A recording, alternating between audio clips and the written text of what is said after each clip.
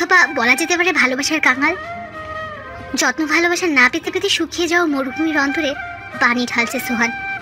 ভালোবাসার ফুল গাছটা সেই পানি পেয়ে ধীরে ধীরে মনের চতুর্দিকে শক্ত শিকড় গজিয়ে উঠেছে। একটু একটু করে চোখ নীলছে মায়া। ঘুম ভয়ানকভাবে আচ্ছন্ন করে রেখেছে ওর চোখ দুটোকে। সারা রাত ভালোবাসায় বিভোর থেকে ভোরাতে দিকে সোহানের বুকে মুখ গুছিয়ে ঘুমিয়েছে মায়া। অনেক বেলা হয়েছে, ঘরের দেওয়ালে রোদের তীব্রতা দেখে তাই বোঝা যাচ্ছে। হাত বাড়িয়ে বালিশের পাশে থাকা মোবাইলটা হাতে নিয়ে দেখলো 11:14। চোখ কচলাতে কচলাতে শোয়া থেকে উঠলো মায়া। পাশে সোহান নেই, বোধহয় অফিসে চলে গেছে। ড্রেসিং টেবিলের উপর থেকে সাদা কাগজের উপর তাজা লাল গোলাপ দেখা যাচ্ছে, বোধহয় সোহান রেখে গেছে। প্রচন্ড আগ্রহ নিয়ে খাট ছেড়ে ড্রেসিং টেবিলের কাছে এগিয়ে গেল মায়া। হাত বাড়িয়ে গোলাপ আর সাদা কাগজটা নিল। কাগজটা খুলল সে। বাবা সকালে ফোন করেছিল, সিলেট যেতে হবে, খুব জরুরি কাজ পড়ে গিয়েছে। আমি আগামীকাল রাতেই চলে আসবো। কোনো এক অজানা কারণে তোমাকে ঘুমন্ত অবস্থায় অস্বাভাবিক রকমই সুন্দর দেখাচ্ছিল। তোমাকে জাগাতে ইচ্ছে হয়নি। সিলেট যাওয়ার জন্য রেডি হয়েছি আর তোমার মুখের দিকে তাকিয়ে থেকেছি। এত মায়া কেন তোমার মাঝে আমি বুঝেই পাই না। এই শোনো, আমি এসে পড়বো খুব জলদি। নিজের খেয়াল রেখো, আর আমি আসার আগ পর্যন্ত বাসার বাইরে যেও না। কি ভাবছো কথাগুলো ফোনে না বলে চিঠিতে কেন বললাম? প্রেমিক হতে ইচ্ছে হলো তাই চিঠি লিখলাম। ভালো থেকো। চিঠির উপর হাত বোলাচ্ছে মায়া। ঠোঁটের কোণে হাসি ফুটে উঠেছে ওর। নাকের কাছে গোলাপটা নিয়ে সুবাস নিচ্ছে, ভালোবাসার সুবাস। মোবাইলে কল এসেছে মায়া। দৌড়ে গিয়ে ফোনটা হাতে নিল মায়া। সোহানের ফোন এসেছে। এক মুহূর্ত দেরি না করে কলটা রিসিভ করে নিল। হ্যালো, কি হলো? রিসিভ করে কথা বলছো না কেন? কোনো কথা নেই আপনার সাথে। কেন? একে তো আমাকে ফেলে চলে গেলেন, অথচ আমাকে একটা বার জাগানোর প্রয়োজন মনে করলেন না। তোমাকে জাগাতে ইচ্ছা হয়নি একদম, বিশ্বাস করো। আপনার উচিত ছিল আমাকে ডেকে তোলা। আপনাকে একটা বার জড়িয়ে ধরতাম। দুদিন তো আপনাকে জড়িয়ে ধরতে পারবো না। জড়িয়ে ধরতে ইচ্ছে হচ্ছে খুব। তাহলে চলে আসি এক্ষুনি। না, কাজ শেষ করে ঢাকা আসেন, এরপর পুরো একদিন সময় শুধু আমার, অন্য কাউকে দিতে পারবেন না। একদিন না, দুদিন তোমার জন্য পুরোপুরি বরাদ্দ থাকবে। ও, একটা কথা তো জিজ্ঞেস করলাম না, আপনি পৌঁছে গেছেন? হ্যাঁ, চলে এসেছি। আধা ঘন্টা হয়ে গেল। নাস্তা?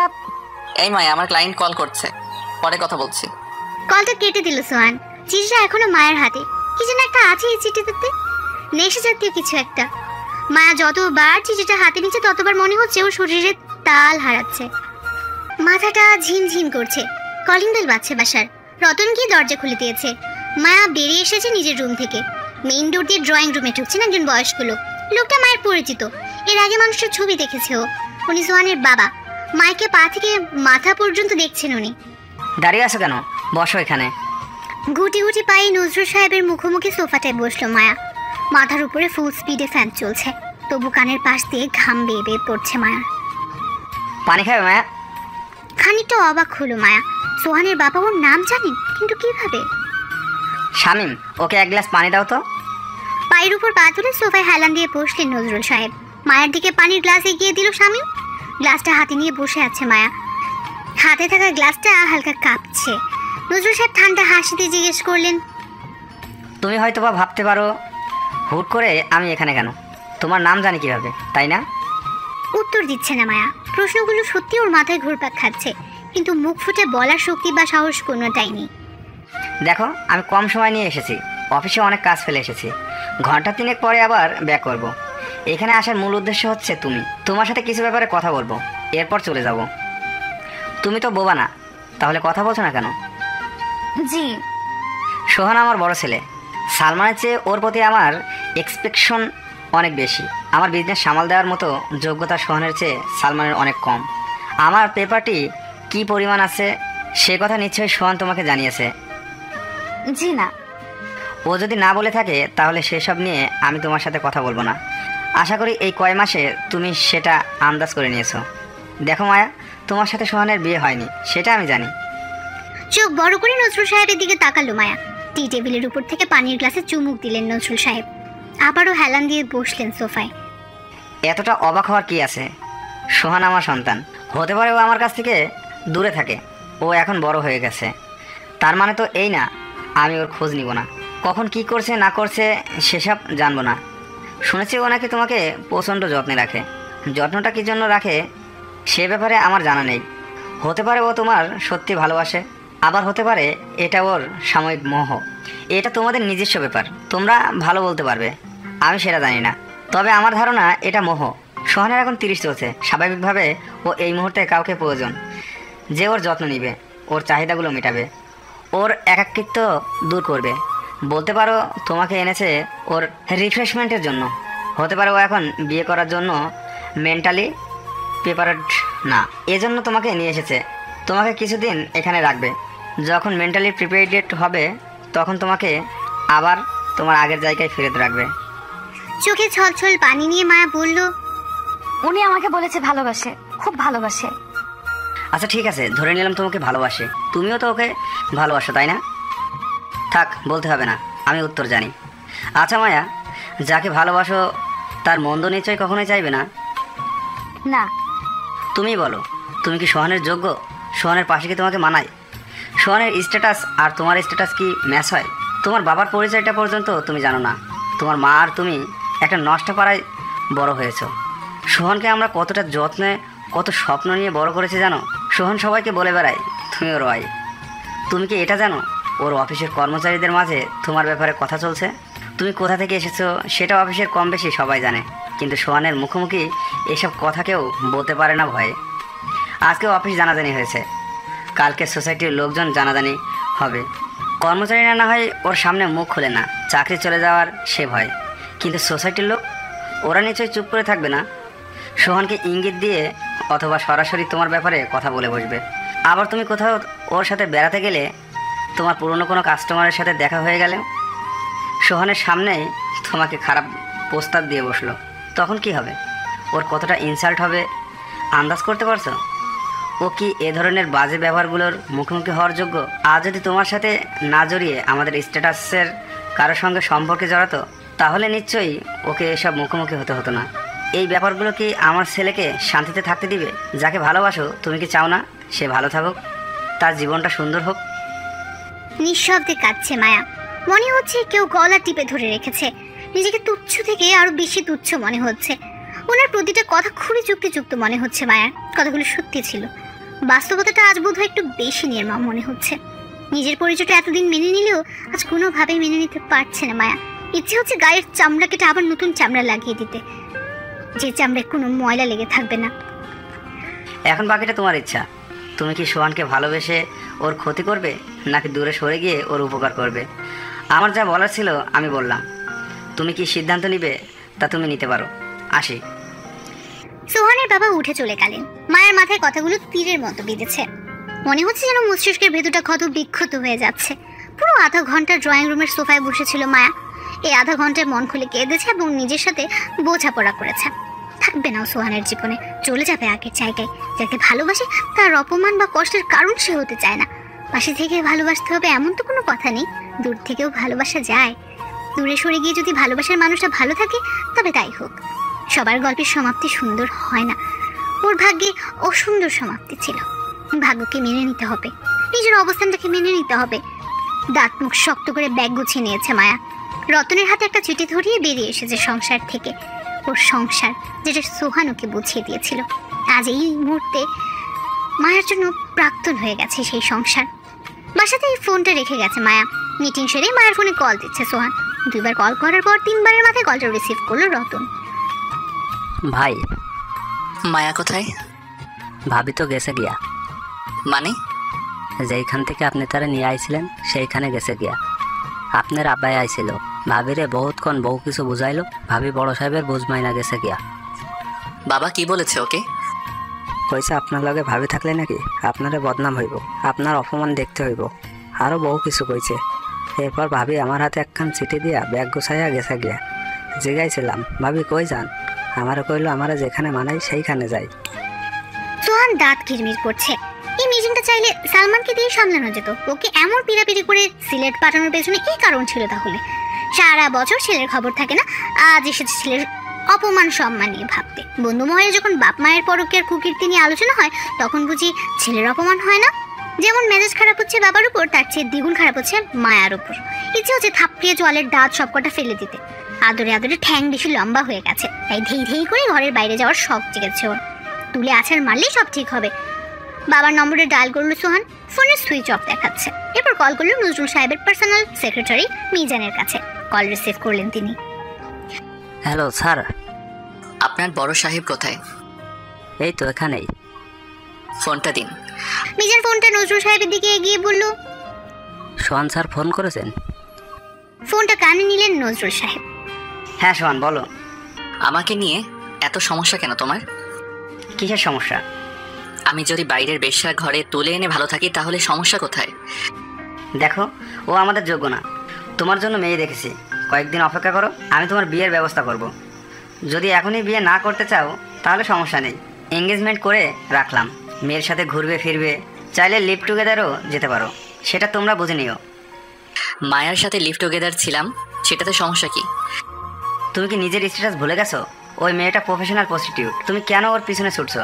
তুমি আন্দাজ করতে পারো না সোসাইটির এই মেয়েকে নিয়ে তোমার কতটা হেনস্থার হতে হবে? যতটুকু সম্মান তোমার আছে পুরোটা তোমাকে হারাতে হবে। আমি ছোটবেলা থেকে হেনস্থা হয়ে আসছি। তোমার আর মায়ের পরকীয়ার ব্যাপারটা এমন কোনো মানুষ বাদ নেই যে জানে না। তুমি যে আমার বয়সী মেয়ের সাথে বিগত 7 বছর যাবৎ ঘুরছো, সেটা কি? এর আগে আরও 2 মহিলার সাথে প্রেম করেছো, ইচ্ছা মতো টাকা পয়সা লুটিয়েছ। তুমি ভালো, যাদের সাথে ঘুরো তারা ভালো, তারাও প্রস্টিটিউট। পার্থক্য এতটুকুই, তোমরা সেক্স করো 5 স্টার হোটেলে বা কোনো ডুপ্লেক্স ভিলায়, আর মায়ারা সেক্স করে পুরান ভাঙাচোরা বিল্ডিং বা টিনের ঘরে। তোমরা ওই মেয়েদের পিছনে লাখ টাকা ঢালো প্রতি মাসে, মায়েরা পায় 2-3 হাজার করে। আর মায়ের পরকীয়ার কথাও কম বেশি সবাই জানে। এগুলি নিয়ে সোসাইটির লোকজন ফ্রেন্ড সার্কেলে কম কথা শুনিনি। আর আমি কি দুধে ধোয়া তুলসী পাতা? মায়ার আগেও 3-4টার সাথে ফিজিক্যাল রিলেশন ছিল আমার। সেই হিসাব করতে গেলে মায়া আর আমার মধ্যে কোনো পার্থক্য নেই। ও আমার জীবনে আসার পর থেকে মনে হয়েছে হ্যাঁ আমি বেঁচে আছি, আমি নিঃশ্বাস নিতে পারছি, শান্তির ঘুম ঘুমাতে পারছি। প্লিজ এই শান্তিটুকু আমার কাছ থেকে কেড়ে নিও না। যদি তোমার বা মায়ের কোনো সমস্যা থাকে মায়াকে মেনে নিতে, বা তোমাদের যদি মনে হয় মায়ার কারণে বা তোমাদের অপমান হতে হবে, তাহলে ঠিক আছে, আমি আমার মায়াকে নিয়ে অন্য কোথাও চলে যাব। তোমাদের ফ্যামিলিতে আমি কখনো পা দিব না। ধরে নিও সোহান নামের কেউ তোমাদের জীবনে কখনো ছিলই না। দেখো সোহান, তুমি খুব ভালো করেই জানো আমি তোমাকে ছাড়া অচল। বিজনেসটা তোমাকে ছাড়া আমি মেনটেন করতে পারবো না। সালমানের হাতে দায়িত্ব দেওয়া মানে ব্যবসাটাকে মাছ সমুদ্রে ভাসিয়ে দেওয়া। তুমি যত যাই করো না কেন, তোমার সাথে যেভাবে পারি আমি রিলেশন টিকিয়ে রাখবো। তাই হয়তো আজ এভাবে বলার সাহস পাচ্ছ। যাই হোক, বড় হয়েছো, যথেষ্ট বুদ্ধিমান ছেলে তুমি। তুমি যদি ওই মেয়েকে নিয়ে তুমি সিরিয়াস হয়ে থাকো তাহলে বিয়ে করে নাও। আমি চট্টগ্রামে রিসেপশন পার্টি অ্যারেঞ্জ করি, ঢাকায় তো সবাইকে বলে বেড়াচ্ছ তুমি বিয়ে করেছো। রিলেটিভরা তোমার বিয়ে খবর শুনলে বলে পার্টি দেয়নি কেন? মায়ের কথা তোমাকে কে বলেছে? এক ক্লায়েন্ট বললো কোনো পার্টিতে নাকি মায়াকে দেখেছে, বললো তুমি নাকি বউ নিয়ে গেছো। তখনই খটকা লেগেছিল, বিয়ে করলে তো আমাদের অবশ্যই জানাতে। খবর নিলাম ম্যানেজারের কাছ থেকে, ম্যানেজার সব বললো। মায়াকে কি করে, অফিসে কোনো এক এমপ্লয়ার নাকি বাকি এমপ্লয়ারদের বলে বেড়াচ্ছে মায়া কী করতো। সেখান থেকে ম্যানেজার জানতে পেরেছে। দেখো, তুমি যদি ওকে নিয়ে বাকি লাইফ কাটাতে চাও তাহলে মায়ের অতীত ধামাচাপা দেওয়ার ব্যবস্থা করো। কোনোভাবে এসব কথা তোমার মা রিলেটিভ কাউকে জানতে দেওয়া যাবে না। হ্যাঁ, সেটা আমি দেখছি। তোমার বোধহয় আমাদের উপর অনেক ক্ষোভ, তাই না? ক্ষোভ রেখে লাভ কি? তোমরা কি আমার জন্য যার যার পরকীয়া ছেড়ে দিবে? সালমান আর আমি ছোট থেকে অবহেলা পেয়ে বড় হয়েছি, মানুষ হয়েছি বাড়ির কাজের লোকদের হাতে। থাক বাবা, সেসব আমি আর বলতে চাই না। আমি জাস্ট শান্তি চাই। আর তুমি আজকের কাজটা খুব বেশি জঘন্য করেছো। মেয়েটা চলে গেছে, প্লিজ ফের কখনো এ ধরনের কথা মায়াকে বলবে না। ওকে নিয়ে সমস্যা থাকলে আমাকে বলো, ওকে নিয়ে আমি দূরে চলে যাব। রাখি। কলটা কেটে দিল সোহান। সামনে বসা ছিল জাহিদ। সে জানে এখনই সোহানুকে প্লেনের টিকিট বুক করতে বলবে। জাহিদ ফোনে কথা চলাকালীন অবস্থাতে টিকিট বুক করে ফেলেছে। জাহিদ। জি স্যার। খোঁজ নিয়ে দেখো তো টিকিট আছে কিনা, ঘন্টা 2 পরে। আছে স্যার, বুক করে ফেলেছি। তামাম দুনিয়াতে তুমি একজন মানুষ যে কিনা আমি কিছু বলার আগেই আমার মনের কথা বুঝে ফেলো। মায়ার সাহসটা চিন্তা করো একবার। ও ওই জায়গায় আবার চলে গেছে। ছোট লোকের বাচ্চা, বেশি আদর করেছি তো তাই আদরের মর্ম দিল না। আচ্ছা, টিকিট পেলে কেমন করে? ভাগ্য ভালো ছিল স্যার, 3টা সিট খালি ছিল, 2টো সিট বুক করে নিয়েছি। চলো তাহলে এয়ারপোর্টে যাই। জি স্যার। এয়ারপোর্টে যাওয়ার পথে সালমানকে কল করলো সোহান। ফোনে শুধু এতটুকু বলল, 2 ঘন্টার মধ্যে ঢাকা এয়ারপোর্টে থাকো, আমি আসছি। শোনো জাহিদ, আমি মায়াকে আজই বিয়ে করব। তুমি ওদের এলাকার মসজিদের মুয়াজ্জিন বা ইমাম যাকে পাও নিয়ে আসবে, আর আমি গাড়ি নিয়ে সরাসরি মায়ার গলিতে যাব। জি স্যার। ঢাকা এসে পৌঁছেছে জাহিদ আর সোহান। গাড়িতে উঠে বসেছে মায়ার গলির উদ্দেশ্যে, সাথে সালমানও আছে। ইতিমধ্যে 4-5 বার সোহানকে জিজ্ঞেস করে ফেলেছে আমরা কোথায় যাচ্ছি। উত্তরে কিছুই বলেনি সোহান। বিরক্ত লাগছে সালমানের। এবার বেশ চেঁচিয়ে জিজ্ঞেস করলো, যাচ্ছি কোথায় আমরা, বলতে পারছো না? তোকে কিছু কথা বলবো, মন দিয়ে শুনবি। কি? মায়াকে আমি বিয়ে করিনি। চোখ বড় হয়ে গেছে সালমানের, সেই সাথে কপালের মাঝেও কয়েকটা ভাঁজ পড়ে গেছে। তাহলে মায়া কি হয় তোমার? আগে আমাকে কথা শেষ করতে দে, এরপর কথা বলিস। মায়া আসলে নর্মাল কোনো মেয়ে না, ও একজন প্রফেশনাল প্রস্টিটিউট ছিল জন্মসূত্রে। আমি ওকে ওই পাড়া থেকে মোটা অঙ্কের টাকা দিয়ে আমার কাছে নিয়ে এসেছিলাম। ওর কাছে আমি প্রচণ্ড শান্তি পাই, ভালোবাসি খুব। আমি চাই ও আর 10টা নর্মাল মেয়েদের মতো লাইফ লিড করুক। ওকে পুরো সম্মানটুকু দিতে চাই। সালমান, আমার উপর খুব মেজাজ খারাপ হচ্ছে, তাই না? আমার এই মুহূর্তে কিভাবে রিয়াক্ট করা উচিত ভেবে পাচ্ছি না। আজ 11:30টার দিকে বাবা এসেছিল। বাবা মায়ার সম্পর্কে সব জেনে গেছে। এখানে এসে ওকে অনেক ধরনের কথা শুনিয়েছে, তাইও চলে গেছে। এখন আমি যাচ্ছি ওর পাড়াতে, আজই ওকে বিয়ে করব। তুই আমার ভাই, তাই তোকে নিয়ে যাচ্ছি। আর কেউ থাকুক বা না থাকুক, আমি চাই তুই আমার সামনে থাক বিয়ের সময়। ও, আমি তো 9টার দিকে চলে গেলাম শিমুর সাথে দেখা করতে, তাই বাবা আসার খবর জানি না। সত্যিটা জানার পর মায়াকে মেনে নিতে তোর অসুবিধা হবে, তাই না? তুমি ওকে নিয়ে খুশি তো? আমাকে দেখে বুঝিস না? ব্যাস, তুমি আমাকে কিছু বলনি, আমিও কিছু শুনিনি। মায়া কোথা থেকে এসেছে সেসব আমার জানার দরকার নেই। ও কেমন সেটা জানার দরকার। আচ্ছা, এটা আমি জানি। আজকের পরেই ব্যাপারে কোনো কথা আমি শুনতে চাই না, তুমিও বলবে না। এতদিন ওর সাথে আমার সম্পর্ক যেমন যাচ্ছিল তেমনই থাকবে। সোহানের চোখে মুখে স্বস্তি ফুটে উঠেছে। পরম যত্নে ছোট ভাইয়ের মাথায় হাত বুলিয়ে দিল সে। বাবার সাথে কথা হয়েছে? কি বলেছ? যা শোনানো অতি জরুরি ছিল তাই শুনিয়েছি। বাবা কি বললো? মাইকে নিয়ে চলে যাব বলার পর বলল, এভাবে না থেকে বিয়ে করো, আমি পার্টির অ্যারেঞ্জ করি। ঘাবড়ে গেছে। তোমার জিদ কেমন তা তো জানা আছে। তো খালি হাতে বিয়ে করবে? বিয়ে শাড়ি জুয়েলারি কিছু কিনে নিয়ে যাও। ওই বেইমানের জন্য একটা সুতাও নিব না, যেটা পড়ে আছে সেটা পরেই বিয়ে করবে। এত খেপে আছো কেন? ঠান্ডা হও, আজ তোমার বিয়ে। খ্যাপার মতো কাজ করলে তো খেপবই। ও কোন সাহসে বাসা থেকে বের হলো? বাবা কি বললো না বললো সেসব শুনে বের হয়ে গেল। আমি যে ভালোবাসলাম সেটার কোনো মূল্য নেই। আচ্ছা, হতে পারে বাবার কথা শুনে নিজেকে আর কন্ট্রোল করতে পারেনি, তাই হয়তো। আমি এত কিছু জানি না। ও বের হবে কেন, এটা হচ্ছে মূল কথা। আমি ওকে যাওয়ার আগে না করে গেছি বাসা থেকে, যেন না বের হয়। তবু কেন বের হলো? আমি কি কুকুর বিড়াল? আমার কোনো দাম নেই? সালমান জানে মায়ের উপর ঝাল মেটানোর আগ পর্যন্ত সোহান ঠান্ডা হবে না, তাই সে চুপ করে গেল। মায়ার পাড়াতে এসে গাড়ি থামলো। জাহিদ নেমে চলে গেল পাশের গলিতে, ওখানে মসজিদ থেকে হুজুর নিয়ে আসতে। সোহান আর সালমান সেই গলি দিয়ে হেঁটে ভেতরের দিকে যাচ্ছে। এমন সরু গলিতে গাড়ি নিয়ে ঢোকা সম্ভব না, তাই গাড়িটা গলির মাথাতে ড্রাইভারকে বসে রেখে এলো সাহান। জানালার পাশে বসে আছে মায়া, সেই প্রথম দিনের মতো যেখানে সোহানুকে প্রথমবারের মতো দেখেছিল। নিচে থেকে মায়ার দিকে নজর পড়লো সোহানের। আজ আর সেদিনের মতো মুগ্ধতা তৈরি হচ্ছে না, মেজাজ চরম থেকে চরম স্তরে পৌঁছে যাচ্ছে। ইচ্ছে হচ্ছে এই মুহূর্তে চুলের মুঠিতে ধরে হেঁচড়াতে হেঁচড়াতে নিচে নিয়ে আসতে। সালমানকে নিচে দাঁড় করিয়ে সোজা দোতলায় মায়ের রুমে চলে গেল সোহান। সজোরে ধাক্কা দিয়ে মায়ের রুমের দরজাটা খুললো। আওয়াজ পেয়ে চমকে উঠলো মায়া। বিছানায় শুয়েছিল মায়ের মা বিউটি। এভাবে সোহানকে ঘরে ঢুকতে দেখে শোয়া থেকে লাফিয়ে উঠে বসলেন। মায়ের দিকে এমনভাবে সোহান তাকিয়ে আছে যেন মনে হচ্ছে ওকে এই মুহূর্তে জ্যান্ত মাটিতে পুঁতে ফেলবে। চোখ জোড়া প্রচন্ড রাগে লাল হয়ে আছে সোহানের, আর মায়ের চোখ লাল হয়ে গেছে অনবরত কাঁদতে কাঁদতে। সোহানকে দেখে কান্নার মাত্রা আরো বেড়ে গেছে ওর। সোহান এগিয়ে এসে মায়ের ডান হাত ধরে হ্যাচকা টান দিয়ে বলল, নিচে চল। বাবা, আপনি আমার মায়াটারে কই নিয়ে যাইবেন? কোনো কথা বলবেন না আপনি। মোটা অঙ্কের টাকার বিনিময়ে আপনার মেয়েকে আমার দায়িত্বে নিয়েছি, অতএব আমাদের মাঝে কোনো ধরনের কোনো কথা আপনি বলবেন না। ওই তুই নাম। হাত ছাড়েন। কি? আবার বল। হাত ছাড়েন। এবার মায়ের দু হাতের বাহু ধরে টেনে খাট থেকে নামালো সোহান। কোলে তুলে নিল মায়াকে। মায়ের বাম হাতে ছোট একটা কাচের বোতল দেখা যাচ্ছে। সোহান জানে এটা কিসের বোতল।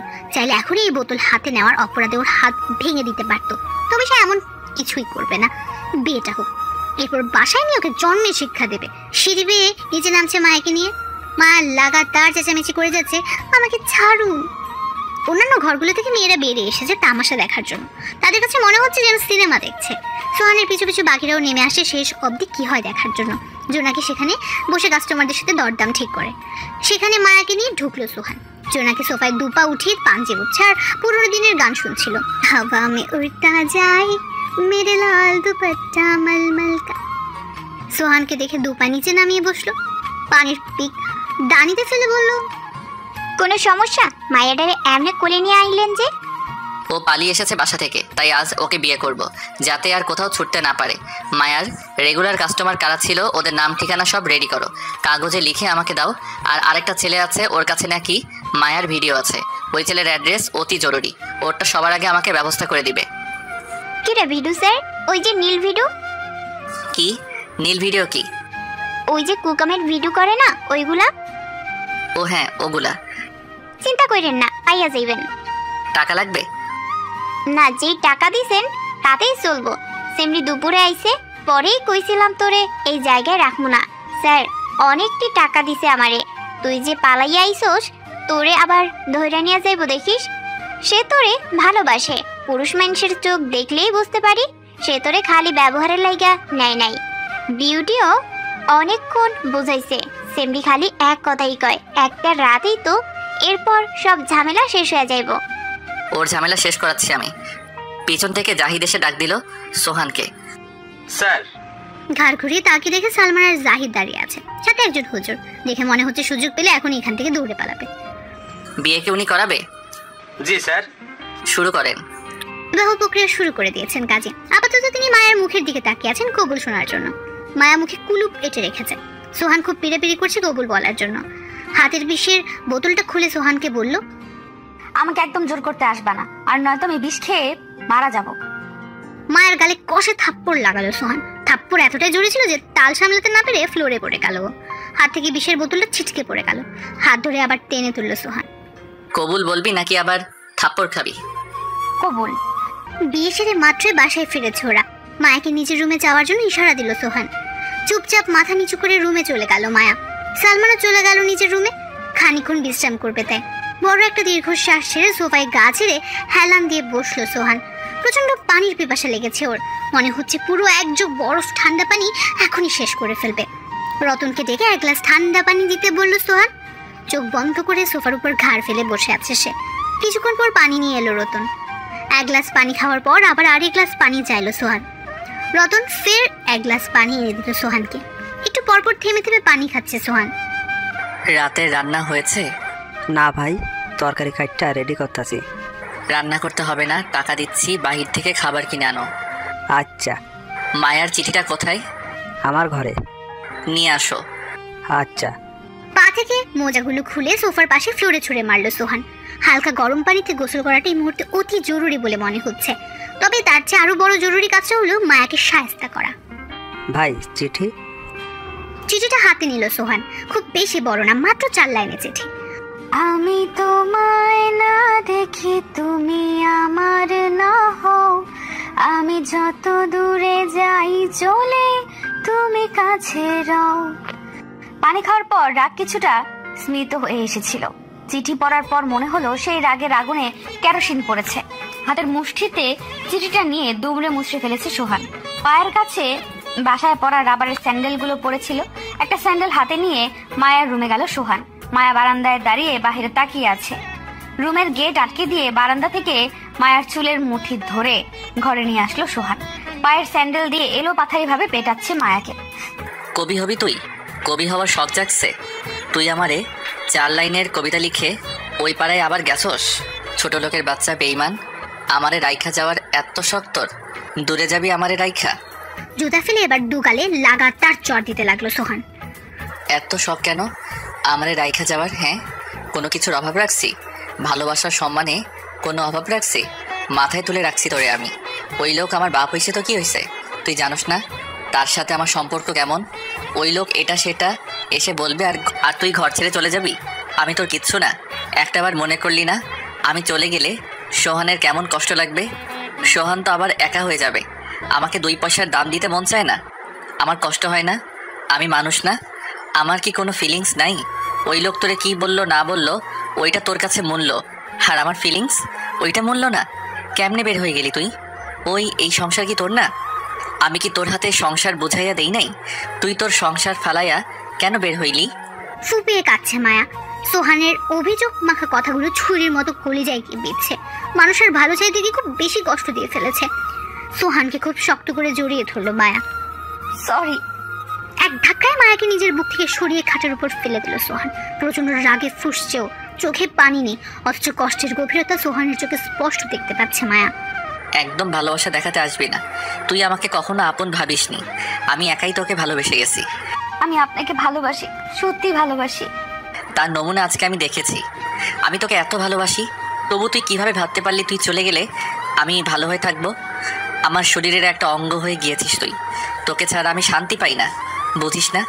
আমাকে বুঝতে ইচ্ছা হয় না তোর, তাই না? ভালোই তো বাসিস না, বুঝবি কিভাবে? দূরে যাওয়ার খুব শখ, তাই না? যা, দূরেই থাক তুই, আমার কাছে তোকে আসতে হবে না, কথা বলতে হবে না। তোকে ভালোবেসে বিপদে পড়ে গেছি, তোকে চোখের সামনে না দেখলে তো আমিই দম আটকে মরে যাব, তাই তোকে আবার ফেরত এনেছি, যাতে তোকে চোখের সামনে দেখে অ্যাটলিস্ট নিঃশ্বাসটুকু নিতে পারি। তোর কাছেও আমি আসবো না, তোর সাথে আজকের পরে আর কোনো কথাও বলবো না, তুই থাক তোর মতো। মায়ার রুম থেকে বেরিয়ে নিজের রুমে বেরিয়ে গেল সোহান। পিছু পিছু যাচ্ছে মায়া। প্লিজ আমাকে মাফ করে দিন, বড়সড় একটা ভুল করে ফেলেছি।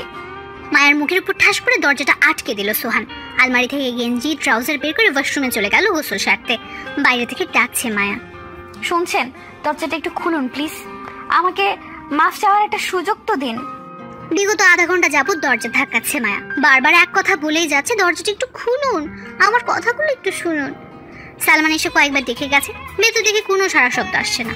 সোহান গোসল সেরে চুপচাপ ফ্যানের নিচে মাথা দিয়ে শুয়ে আছে।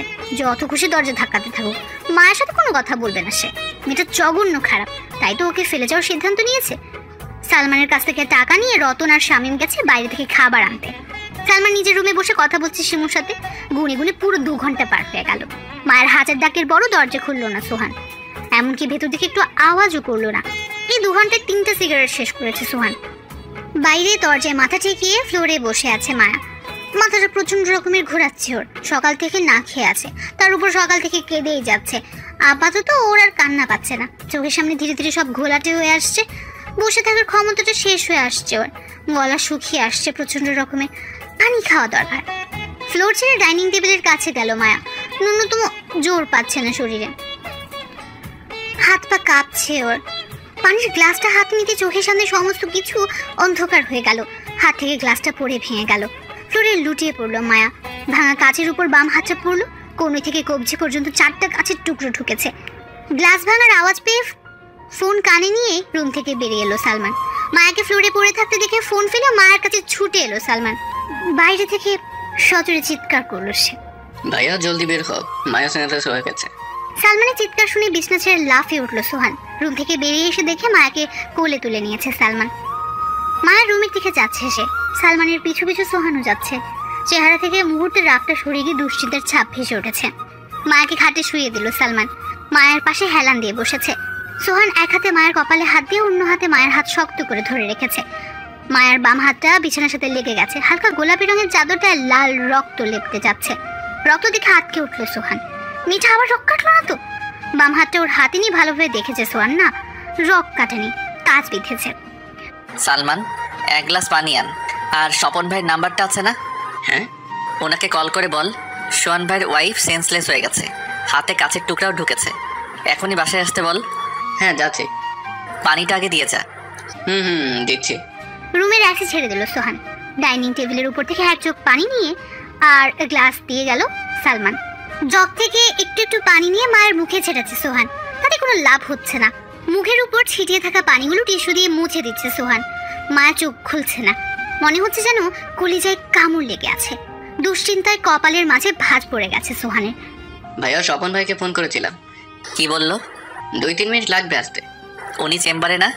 ছিল, আমাদের বাসার সামনে দিয়েই ওনার বাসায় ফিরছিল, আমাদের গলিতেই আছে, চলে আসবে। মায়া তো চোখ খুলছে না। টেনশন নিও না, আসলে ও তোমার রাগ দেখে অবস্থা না তো, তাই বেশি ভয় পেয়েছে, ঠিক হয়ে যাবে। হাত থেকে তো ব্লিডিং হচ্ছে, কাজগুলো কি বের করব? না, ওয়েট করো, স্বপন ভাই আসুক। বাসার কলিং বেল বাজছে। খুব দ্রুত গতিতে সালমান গিয়ে দরজা খুললো। স্বপন ঘরে ঢুকতে ঢুকতে বেশ অবাক হয়ে জিজ্ঞেস করলো, সোহান বিয়ে করেছে? সিরিয়াসলি? হ্যাঁ, শুনলাম না তো কিছু। আমরা সামনে অনুষ্ঠান করব, তাই এখন কাউকে জানাইনি। কোন রুমে? ওই যে ওইটাতে। স্বপন দেখা মাত্রই বিছানা ছেড়ে উঠে দাঁড়ালো সোহান। মায়ের পাশে বসার জায়গা করে দিল স্বপনকে। মায়ের মুখের দিকে এক নজর তাকালো স্বপন, এরপর নজর গেল হাতের দিকে। ফোনে সালমান বলেছিল হাতে কাজ ঢুকেছে, কাজগুলো আগে বের করতে হবে। মায়ের হাতটা ঘেটে ঘুটে দেখছে স্বপন। 3টা ছোট কাছের টুকরো আর একটা মাঝারি সাইজের টুকরো আছে। মোটামুটি বড় একটা অংশ কেটেছে, কিন্তু সেখানে কাজ নেই। সালমান, জি? নিয়ে যাও, আমার গাড়িতে সার্জারি কিট আছে আর মেডিসিনের নাম লিখে দিচ্ছি, ফার্মেসি থেকে নিয়ে আসো। আচ্ছা। কাগজে ওষুধের নাম লিখে দিল স্বপন। সালমান নিচে নেমেছে মেডিসিন আর সার্জারির কিট আনতে। সোহানকে পাশে বসতে বলল স্বপন। ড্রেসিং টেবিলের সামনে থেকে বসার টুল টেনে এনে স্বপনের মুখোমুখি বসলো সোহান। বিয়ে করেছো কবে? এই তো 4 মাস হয়ে যাচ্ছে। তোমার সাথে গত সপ্তাহ দেখা হয়েছে, কই কিছু বললে না তো? মনে ছিল না? মেয়েকে দেখে তো মনে হচ্ছে বয়স একদম কম। হ্যাঁ, 18 বছর। এইটুকুন একটা মেয়েকে এভাবে কেউ মারে সোহান? স্বপনের মুখের দিকে নিশ্চুপ তাকিয়ে আছে সোহান। মেয়ের দিকে একবার তাকিয়ে দেখো তো, দুগালে হাতের আঙুলের ছাপ স্পষ্ট বোঝা যাচ্ছে। 6 মাসও হয়নি বিয়ে করেছো, এখনই এভাবে মারামারি শুরু করে দিয়েছো। হাতে কাজ ঢুকলো কিভাবে? গ্লাস টাইপ কিছু দিয়ে মেরেছো? না, ভাঙা কাচের উপর পড়ে গিয়েছিল। পড়ে গিয়েছে নাকি ধাক্কা দিয়েছো? না না, ধাক্কা দেইনি, পড়ে গিয়েছে। বয়স বাড়ছে তোমার, এখনো নাকের ডগায় রাগ চলে থাকে তোমার। এগুলো কোনো কথা? মেয়েকে যদি এভাবে মারো তাহলে কি ও তোমার সংসার করবে? বাসা থেকে চলে গিয়েছিল, এই জন্যই মেরেছি। তাই বলে এভাবে মারবে? দেখো তো, মেয়েটা অজ্ঞান হয়ে গেছে। আমি আসলে বুঝিনি এমন কিছু ঘটে যাবে। রাগটা কমাও সোহান। আর কত, বিয়ে শাদী করেছো, এখন নিজের উপর কন্ট্রোল আনো। এত ছোট বউ পেলে তো কোলে বসিয়ে রাখতাম সারাক্ষণ, আর তুমি কি না এভাবে মারলে? চোখ পিটপিট করছে মায়ার। স্বপন দেখতে পেয়ে উঠে দাঁড়ালো। সোহানকে ইশারা দিল মায়ের পাশে বসার জন্য। রুম থেকে বেরিয়ে এলো সে। তার মতে এই মুহূর্তে চোখ মেলে সোহানকে চোখের কাছে দেখাটা মায়ের জন্য খুব জরুরি। কিছুক্ষণ আগে মায়ের হাত ব্যান্ডেজ করে দিয়ে বাসা থেকে বেরিয়ে গেছে স্বপন। বিছানায় হেলান দিয়ে বসে আছে মায়া। ওর মুখোমুখি বসে প্লেটে ভাত মাখাচ্ছে সোহান। হা করো। ডানে বামে মাথা নাড়লো মায়া। সোহানের মুখে বিরক্তির স্পষ্ট ছাপ ভেসে উঠেছে। খাবে না কেন? মাফ করেছেন আমাকে? মাফ না করলে মুখে তুলে খাইয়ে দিতাম না? আপনার মুখ দেখে মনে হচ্ছে রেগে আছেন। হ্যাঁ, রেগে আছি। চুপচাপ খাও, তাহলে আর রাগ করবো না। গলা দিয়ে খাবার ঢুকবে না। কেন? কেমন মুখ করে বসে আছেন? আপনাকে এইভাবে দেখতে আমার একদম ভালো লাগে না, অশান্তি লাগে। মাথা নিচু করে চেহারা স্বাভাবিক করার চেষ্টা করছে সোহান, কিন্তু পারছে না। আসলে ওর রেগে নেই, চেহারা এখন যা ভেসে উঠছে সেটা পুরোটাই হচ্ছে দুশ্চিন্তা। কিন্তু মায়া সেটাকে ধরে নিয়েছে রাগ। এক্ষুনি চেহারা স্বাভাবিক করাটা কি খুব জরুরি? পারছি না। আমি কি আপনাকে খুব কষ্ট দিয়ে ফেলেছি? ভাতের প্লেটটা বিছানার উপর রেখে মায়াকে এক হাতে টেনে নিজের বুকে জড়িয়ে ধরল সে। সোহানের বুকে কান পেতে হৃদস্পন্দন শুনছে। আওয়াজটা ওর বড্ড আপন। এই আওয়াজটাতে নিজের অস্তিত্ব খুঁজে পায় মায়া। সত্যি কথা বলবো, কষ্টের চেয়ে ভয় পেয়েছি বেশি। তোমাকে কোনোভাবে হারাতে চাই না। বলতে পারো তুমি আমার বেঁচে থাকার অবলম্বন হয়ে গিয়েছো। তুমি চলে গেলে আমি কাকে নিয়ে বাঁচবো বলো? বুকের উপর থেকে মাথাটা সরিয়ে সোহানের চোখের দিকে তাকালো মায়া। সোহানের কণ্ঠে অভিযোগ, ভয় দুটোই টের পাচ্ছে। সোহানের মুখে হাতাচ্ছে মায়া। আমি খুব বোকা, বোকা একটা মেয়েকে মন দিয়ে বসেছেন। ভবিষ্যৎ অন্ধকার। যাক, অবশেষে আপনার মুখে সামান্য হলেও হাসি দেখতে পেলাম। আমাকে ভাত খাওয়াবেন না? সোহানের বুকে হেলান দিয়ে বসে আছে মায়া। ভাতের প্লেট এক হাতে নিয়ে অন্য হাতে মায়াকে খাইয়ে দিচ্ছে। মায়া, আর কখনো এমন করবে? মাথা খারাপ? আপনার হাতে মার খাওয়ার শখ নেই আমার। আপনি খুব জোরে চড় মারেন। সরি। সরি বলতে হবে না, আমি জানি আপনি আমাকে এমনি এমনি মারেননি। দোষটা আসলে আমার। পাগল ছাগলের মতো এমন একটা সিদ্ধান্ত নেওয়া উচিত হয়নি। আপনাকে একটাবার বলা উচিত ছিল। জানেন, আমি তো মরে যাব সিদ্ধান্ত নিয়ে ফেলেছিলাম। ভেবেছিলাম রাতে বিষ খাবো। জি জানি, আমি আপনার হাতে বিষের বোতল দেখেছি, এই জন্যই আপনাকে জুতা পেটা করেছি। শব্দ করে হাসছে মায়া। মায়ের হাসিতে বেশ অবাক হচ্ছে সোহান। হাসছো কেন? জুতার বাড়ি খেয়ে বুদ্ধি শুদ্ধির জায়গা মতো এসে গেছে। আর জীবনেও এমন বোকামি করব না। আমি বুঝি না আমার রাগ এত সহজে কিভাবে হজম করো। তোমাকে এত মারলাম, তবু একটু রাগ হয়নি আমার উপর? আপনাকে ভালোবাসি, তাই হজম করতে অসুবিধা হয় না। আর সবচেয়ে বড় কথা, আপনাকে আমি আমার মনের কোন জায়গায় বসিয়েছি তা আপনি জানেন না। কোনোদিন বুঝিয়ে বলতেও পারবো না। আপনার 10টা গুণের মাঝে একটা দোষ মেনে নেওয়া কোনো ব্যাপার না। সবাই তো দোষটাই দেখে। সবাই তো ভাবে আমি পচে গেছি, কিন্তু আপনি তো আমাকে সুবাস ছড়ানো ফুল ভাবেন। যে পুরুষ আমার মতো মেয়ের মাঝে ভালোবাসা খুঁজে পায়, বেঁচে থাকার অবলম্বন খুঁজে পায়, তার দোষ কিভাবে দেখি বলেন তো? মুখ বাঁধিয়ে হাসলো সোহান। প্লেট থেকে শেষ লোকমাটা নিয়ে মায়ের মুখে তুলে দিল সে। আরো ভাত নিব? পেট ভরে গেছে। বসো, পানি নিয়ে আসছি। পানির গ্লাস হাতে রুমে আসলো সোহান, মায়ের দিকে এগিয়ে দিল গ্লাসটা। গ্লাস হাতে নিয়ে মায়া বলল, আপনি খাবেন না? হ্যাঁ, এখন খাবো। ও চলুন খাবেন। তুমি কোথায় যাচ্ছ? ও মা, আপনি খাবেন না? আপনার প্লেটে খাবার বেড়ে দিব। চুপ করে শুয়ে থাকো। পরে শুভ, আপনার খাওয়া শেষ হোক এরপর। আমি তর্ক একদম পছন্দ করি না। জানি তো। তাহলে করছো কেন? বউরা অহেতুক তর্ক করবে, এটা খুব স্বাভাবিক ব্যাপার। হেসে ফেললো সোহান। মায়ার গাল টেনে বলল, ইস, বউ ভাব চলে এসেছে। ও মা, বিয়ে হয়েছে না আমার, ভাব তো আসবেই। আর কত কি আসবে? কত কি আসবে মানে? দারোগা ভাব আসবে আমার মাঝে। আপনাকে আমি প্রচুর শাসন করব। আমার কথার বাইরে গেলে ঘরে তুফান শুরু করে দেব। রান্নাঘরের পাতিলগুলো ফ্লোরে আছাড় দিব। আপনাকে ঘরের বাইরে দাঁড় করিয়ে রাখবো। আপনাকে ছেড়ে যাওয়ার হুমকি দিব। সবই ঠিক আছে, শেষের লাইনটা ছাড়া। এবার তো চুলের মুঠি ধরেছি। ফের ছেড়ে যাওয়ার কথা বললে চুল একদম গোড়া থেকে উপড়ে ফেলবো। একটা চুলও মাথায় থাকবে না। সোহানের গলা পেঁচিয়ে ধরলো মায়া। চলে যাওয়ার হুমকি যদি না দেয় তাহলে বউ হলাম কিসের? অন্যের দুর্বলতা নিয়ে মজা করতে খুব ভালো লাগে, তাই না? মজা না, আপনার রাগের আড়ালে লুকিয়ে থাকা ভালোবাসাটা দেখতে ভালো লাগে। মায়ার মাথায় পানি ঢালছে সোহান। ঘুমানোর সময় তো ঠিকই ছিল, জ্বরটা এসেছে ঘন্টাখানেক হবে হয়তো। জ্বরটা কখন এসেছে সেটা জানে না সোহান। খাওয়া শেষে মায়াকে রুমে পাঠিয়ে সালমান আর সোহান মিলে ম্যাচ দেখছিল টিভিতে। ম্যাচ শেষে রুমে এসে মায়ের মাথার বালিশটা ঠিক করতে গিয়ে ওর কপালের স্পর্শ লেগেছিল সোহানের হাতে। তখনই টের পেয়েছে মায়ের জ্বর এসেছে। মায়া কি যেন বিড়বিড় করছিল, কিছুই বুঝতে পারেনি সোহান। দেরি না করে বাথরুম থেকে আধা বালতি পানি ভর্তি করে নিয়ে এসে মায়ের মাথায় পানি ঢালছে। চোখ বন্ধ করে রেখেছে মায়া। কাপা গলায় সোহানকে ডাকছেও। এই, খুব কষ্ট হচ্ছে মায়া? এই, শুনছি তো। কোথায় আপনি? এই তো তোমার মাথার কাছে। মাথার ওপাশে হাত দিয়ে সোহানকে স্পর্শ করার চেষ্টা করছে মায়া। সোহানের গেঞ্জির গলায় হাত ঠেকলো, গেঞ্জিতে খামচে ধরে সামনের দিকে টেনে আনলো। আই, চুমু খাবো। হ্যাঁ দিব, আগে মাথায় পানি ঢালি। না, এখনই।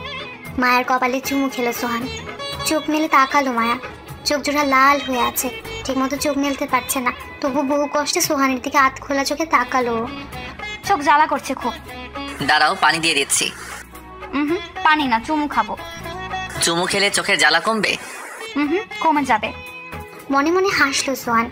মায়ের চোখ জয়ে চুমু খেলো সে। সোহানের গেঞ্জি এখনো খামছে ধরে রেখেছে মায়া। গেঞ্জি ধরে ফের টানাটানি করছে।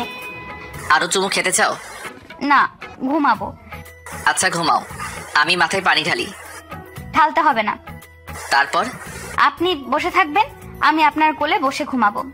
মায়ের আবদারে প্রচন্ড হাসি পাচ্ছে সোহানের, সেই সাথে ভালোবাসাটাও বাড়ছে। সত্যি মেয়েটা ছোট, প্রচন্ড আহ্লাদি। এত আহ্লাদি তো ছিল না। গত 1 মাস যাবত আহ্লাদটা বাড়ছে ওর। ভালোই লাগে সোহানের, খুব উপভোগ করে ব্যাপারটা। গেঞ্জিটা ছাড়ো, তোমার মাথাটা মুছে দিতে হবে। না, মুছবো না, কোলে ঘুমাবো। মাথা না মুছলে ঠান্ডা লেগে যাবে তো। ও তাই তো, আপনি মুছে দিবেন? আমি ছাড়া আর কে মুছে দিবে? তাও কথা। এখন ছাড়ো। গেঞ্জিটা ছেড়ে দিল মায়া। বালতিটা বাথরুমে রেখে বারান্দা থেকে মায়ের তোয়ালেটা নিয়ে আসলো সোহান। মায়াকে ধরে শোয়া থেকে উঠিয়ে বসালো। চুলগুলো খুব যত্ন করে মুছে দিচ্ছে সে। আমাকে কোলে নেবেন না? নিব তো। কখনো? এই তো এখনই। সোহানের বুকে গায়ে এলিয়ে দিল মায়া। মায়ার ভেজা চুলের পানিতে সোহানের গেঞ্জি একটু একটু করে ভিজে যাচ্ছে। ভেজা চুলে নাক ডোবালো সোহান।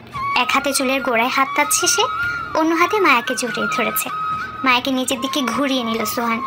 2 বাহু ধরে মায়াকে বন্দি করে ফেলেছে। মায়ার ঠোঁট জোড়া প্রবলভাবে টানছে সোহানকে। মায়ার ঠোঁটে নিজের ঠোঁট স্পর্শ করতেই মনে পড়লো মায়া অসুস্থ, মেয়েটার রাত জ্বর এসেছে। খুব দ্রুত সরে এলো সোহান। খাটের বাঁ পাশের বালিশটাতে মায়াকে শুয়ে দিল সোহান। ডান পাশের বালিশে নিজে শুয়ে মায়াকে আষ্টে পিষ্টে জড়িয়ে ধরলো সোহান। সোহানের ঘুম ভেঙেছে সে অনেকক্ষণ আগে, কিন্তু বিছানা ছেড়ে উঠতেও পারছে না, এপাশ ওপাশও হতে পারছে না। ও শরীরের উপর উপুর হয়ে ঘুমোচ্ছে মায়া। ওকে 2 হাতে শক্ত করে আগলে রেখেছে সোহান। গায়ের জ্বরটা আপাতত নেই, তবু মায়ের রেস্ট নেওয়াটা জরুরি, তাই ওকে জাগাচ্ছে না। তবে কারণ অবশ্য আরেকটা আছে। মায়াকে এই মুহূর্তে একদম ছোট বাচ্চার মতো লাগছে। এভাবে আগলে রাখতে ভালো লাগছে সোহানের। জানালার ধারে বসে আছে আলিশা। ঘুম হয় না আজকাল ওর, একদমই হয় না। সোহানের বিয়ে মেনেই নিতে পারছে না ও। সোহানের ভালোবাসা কেমন তা খুব ভালো করেই জানে আলিশা। ব্রেকআপের এত বছর পরও সোহানের ভালোবাসাটা ওর শরীরে লোমে লোমে মিশে আছে। সেই ভালোবাসা এখন অন্য কেউ ভোগ করছে। যতটা ভালোবাসা আলিশাকে সোহান দিয়েছিল তার চেয়ে বেশি ভালোবাসে মায়াকে। মায়ের অনুভূতিটা কেমন হতে পারে সেটা বেশ বুঝতে পারছে আলিশা। এত সুখ, এত ভালোবাসা। আর যদি সোহানের বউ হতো তাহলে ব্যাপারটা কি আদৌ মেনে নেওয়ার মতো? এমন কেন হলো? হওয়াটা খুব প্রয়োজন ছিল। আলিশা, রুবমের গলার আওয়াজ পেল আলিশা। পেছন থেকে ডাকছে সে। ঘাড় ঘুরিয়ে তাকানোর প্রয়োজন মনে করছে না আলিশা। এই মানুষটার ছায়া থেকে সরে যেতে পারলে হাত ছেড়ে বাঁচেও। সহ্য হয় না, একদম সহ্য হয় না এই লোকটাকে। আলিশা, নাস্তা খাবে এসো। কি বলছি শুনছো না? পরে খাবো। না, আমার সাথে খাবে। খিদে নেই। গতকাল রাতেও কিছু খাওনি। খিদে লাগেনি তাই? একটা মানুষ এভাবে না খেয়ে কিভাবে থাকতে পারে আলিশা? খিদে না লাগলে কি করব? ঘুমাও না, খাও না, কোথাও যাও না, সারাটা দিন এই রুমে বসে থাকো। কেন আলিশা, তোমার কি স্বাভাবিক হতে ইচ্ছে হয় না? কি হবে স্বাভাবিক হয়ে? এগিয়ে এসে আলিশার পাশে বসলো রূপম। ওর হাতের উপর হাত রাখলো। ঘাড় ফিরিয়ে ডানে তাকালো আলিশা। রূপম ওর চোখে চোখ রেখে তাকিয়ে আছে। সোহান আমাকে খুব ভালোবাসতো, ও আমাকে ভুলে গেল কি করে? আমি কি তোমাকে ভালোবাসি না? জানি না। আমিও তোমাকে ভালোবাসি। সোহান তোমাকে কতটা ভালোবাসতো আমি জানি না, তবে আমি তোমাকে ওর চেয়ে অনেক বেশি ভালোবাসি। একটাবার ঠান্ডা মাথায় ভেবে দেখো তো, তোমার বাবা সোহানের নামে মামলা করার পরও ও তোমাকে ফেলে চলে গেল। তুমি ওকে কতবার রিকোয়েস্ট করলে তোমার কাছে ফিরে আসার জন্য। ও কি এসেছিল? মামলা তোমার বাবা করেছে, তুমি তো করনি। ও যদি তোমাকে এতই ভালোবাসবে তাহলে ও তোমাকে এমন শাস্তি দিবে কেন যেটার উপযুক্ত তুমি না? ওর রাগ খুব বেশি, তাই ও ব্রেকআপ করেছে। আমার কি রাগ নেই? তুমি যেসব কাজ করো তোমার উপর কি আমার রাগ হয় না? আমি কি তোমাকে ডিভোর্স দিয়েছি? তুমি তোমার ছেলের জন্য আমাকে ডিভোর্স দাও না। আফিফকে কি তুমি দেখাশোনা করো? ও দেখাশোনা আমি আর ঝর্ণাই তো করি। তোমার তো কোনো প্রয়োজন নেই, তবুও তোমাকে আমার ঘরে রেখে দিয়েছি। কেন বলতে পারো? তুমিই তো বলো আমাকে সেই কবে থেকেই ডিভোর্স দিয়ে দিতে, শুধু ছেলের জন্য দাও না। আমার মনের কথাগুলো কবে বুঝবে তুমি? আমি তোমাকে ভালোবাসি আলিশা, তাই তোমার সমস্ত পাগলামি সহ্য করেও তোমাকে আমার পাশে রাখতে চাই। ডিভোর্স দেওয়ার শখ থাকলে কবেই দিতাম। তুমি ভার্জিন না, এটা আমি বিয়ের পরেই টের পেয়েছি। এমনকি সোহানের সাথে তুমি রেগুলার ইন্টিমেট হতে সেটাও বুঝেছি। আমি কি চাইলে তখন পারতাম না তোমাকে ডিভোর্স দিতে? বিয়ের 2 সপ্তাহ পর থেকেই শুরু করলে সোহানের কাছে যাবে, আমি যেন তোমাকে ডিভোর্স দিয়ে দেই। তখন কি আমি পারতাম না তোমাকে ডিভোর্স দিতে? তোমার প্রেগনেন্সির টাইমে কি যন্ত্রণাই আমাকে তুমি রেখেছিলে, মনে আছে? তবুও তোমাকে আমি ছাড়িনি। দিন দিন সোহানের জন্য তোমার পাগলামি বেড়েই যাচ্ছিল, তবুও আমি তোমাকে ছাড়িনি। আমি তোমার হাজবেন্ড আলিশা, তোমার সন্তানের বাবা। আমার ওয়াইফ সর্বক্ষণ তার এক্স বয়ফ্রেন্ড নিয়ে ডুবে থাকে, সেটা জেনেও আমি তোমাকে নিয়ে ঘর করছি। এরপরও তুমি আমাকে বলছো আমি তোমাকে ভালোবাসি কিনা? তুমি জানো না মায়া সোহানের ওয়াইফ, ওকে পাগলের মতো ভালোবাসাটা খুবই স্বাভাবিক। প্রেমিকা আর বউ তো এক হয় না। তুমি ওর প্রেমিকা ছিলে, আর মায়া ওর বউ। ওর সাথে নিজেকে কেন মিলাচ্ছ? অহেতুক হিংসার আগুনে নিজে তো জ্বলছই, সেই সাথে আমি আর আমাদের সংসারটাকেও জ্বালাচ্ছ। ওরা তো সুখে আছে আলিশা, তাহলে শুধু নিজের সুখে আগুন ধরাচ্ছ। আমি মানুষটাকে কেন এভাবে কষ্ট দিচ্ছ? সোহানের চেয়ে আরো অনেক বেশি ভালোবাসি তোমাকে। জাস্ট একটা বার ভালোবাসাটা অনুভব করার চেষ্টা করো আলিশা। সংসারটাকে আগলে ধরো, আমাকে, আমাদের ছেলেটাকে আগলে ধরো। মায়াকে দেখেছো? অতটুকু একটা মেয়ে, অথচ নিজের হাজবেন্ড সংসারের 16 আনা বোঝে, কতটা সুন্দর করে আগলে রাখে। তোমার মতো মেয়ে ওর সাথে কথা বলে পেরে উঠতে পারবে না। ভেবে দেখো ওর হাজবেন্ড আর সংসার নিয়ে কতটা প্রোটেক্টিভ। তুমি মনে হয় ওই মেয়ের প্রশংসা করছো? হ্যাঁ করছি, প্রশংসা করার মতো কাজ করেছে তাই করছি। হাত ছাড়ো। কেন? আমি খারাপ, মায়া ভালো। সোহান ওর প্রেমে মজেছে, এখন তুমি ওর প্রেমে ডুবে মরো। আমি তোমার মাঝে ডুবে মরতে চাই। আমি চাই তুমি মায়ের মতো আমাকে সংসারটাকে আগলে ধরো। আমার সাথে ওর তুলনা করতে এসো না রূপম, আমি ওর চেয়ে 1000 গুণে ভালো করে আগলে রাখতে জানি। দেখো না সোহানকে আজও বলতে পারি না, ভালোবাসা আজও আগলে বসে আছি। সোহানকে ভালোবাসো, আমাকে না? তাহলে বুঝবো কিভাবে তুমি কতটা আগলে রাখতে জানো? কি চাচ্ছ তুমি, বুঝিয়ে বলো। কিছু না, নাস্তা খাবে চলো। পরে খাবো। আমি এখন নাস্তা করব। নাস্তা খাও আর না খাও আমার সামনে বসে থাকবে, চলো। ভালো লাগছে না, যাব না। প্লিজ। রূপম তোমার বিরক্ত লাগে না আমার পিছনে পিছনে ঘুরতে? বউ কি আমার 10টা? একটাই তো, তোমার পিছনে ঘুরবো না তো কার পিছনে ঘুরবো? এত ঘুরি তবু তো সোহানকে ভুলতে পারো না। ওকে ভুলে যাওয়াটা এত সহজ না। এত কঠিনও না। আলিশা জানে রূপম ঘ্যানর ঘ্যানর করতে থাকবে, ভালো লাগছে না রূপমের ঘ্যান ঘ্যানানি শুনতে। এর চেয়ে ডাইনিং টেবিলে চুপচাপ ওর সামনে বসে থাকা ভালো। মাথার চুলগুলো পাঁচ ক্লিপ দিয়ে আটকাতে আটকাতে খাট ছেড়ে নেমে এসেছে আলিশা। জোনাকির ঘরে বসে সিগারেট ফুঁকছে ইমন। মায়া এখন তার বিয়ে করা বউ, আমগো সামনেই বিয়ে করছে, ওর দিকে আর নজর দিয়ে না স্যার। আরো বহুত মাইয়া আছে, আমি আইনা দেই, যেইটারে ভাল লাগবো খালি ইশারা করবেন, রুমে সাজাইয়া গুজাইয়া পাঠাইয়া দিমু। মায়াকে লাগবে। মনে মনে ইমনকে বকছে জোনাকি, শালায় পাইছে কি, মায়াকে লাগবে মায়াকে লাগবে, তামাশা শুরু করছে। কইতাছি বিয়া হইয়া গেছে ছেমরির, তবু কথা শোনে না। টোটে মিথ্যে হাসি এনে জোনাকি বলল, এটা কেমনে সম্ভব? আরেক লোকের বউরে কেমনে আইনা দিমু? যেভাবে আমার মায়াকে অন্য লোকের হাতে দিয়েছো সেভাবেই আমার কাছে ফেরত এনে দিবে। স্যার আরো মাইয়া আছে তো, মায়ার মতো আছে, আমি আনতাছি। হাতে থাকা মোবাইলটাতে ভিডিও প্লে করলো ইমন। কারো চিৎকারের আওয়াজ আসছে মোবাইলটা থেকে। ব্যথা পাচ্ছি, ছেড়ে দিন। ফোনের দিকে তাকিয়ে হাসছে ইমন। বারবার ওই চিৎকারের অংশটুকু টেনে টেনে দেখছে সে।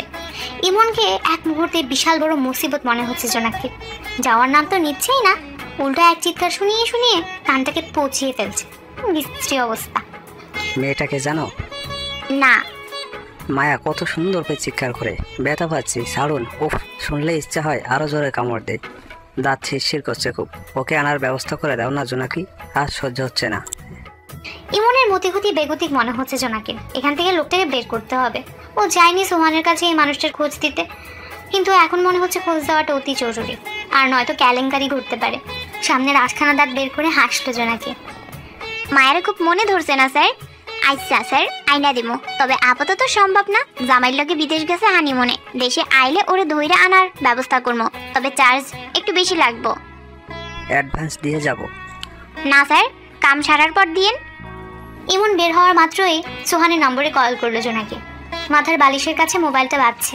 এক হাত বাড়িয়ে মাথার কাছ থেকে ফোনটা নিল সোহান। স্ক্রিনে জোনাকির নাম দেখাচ্ছে।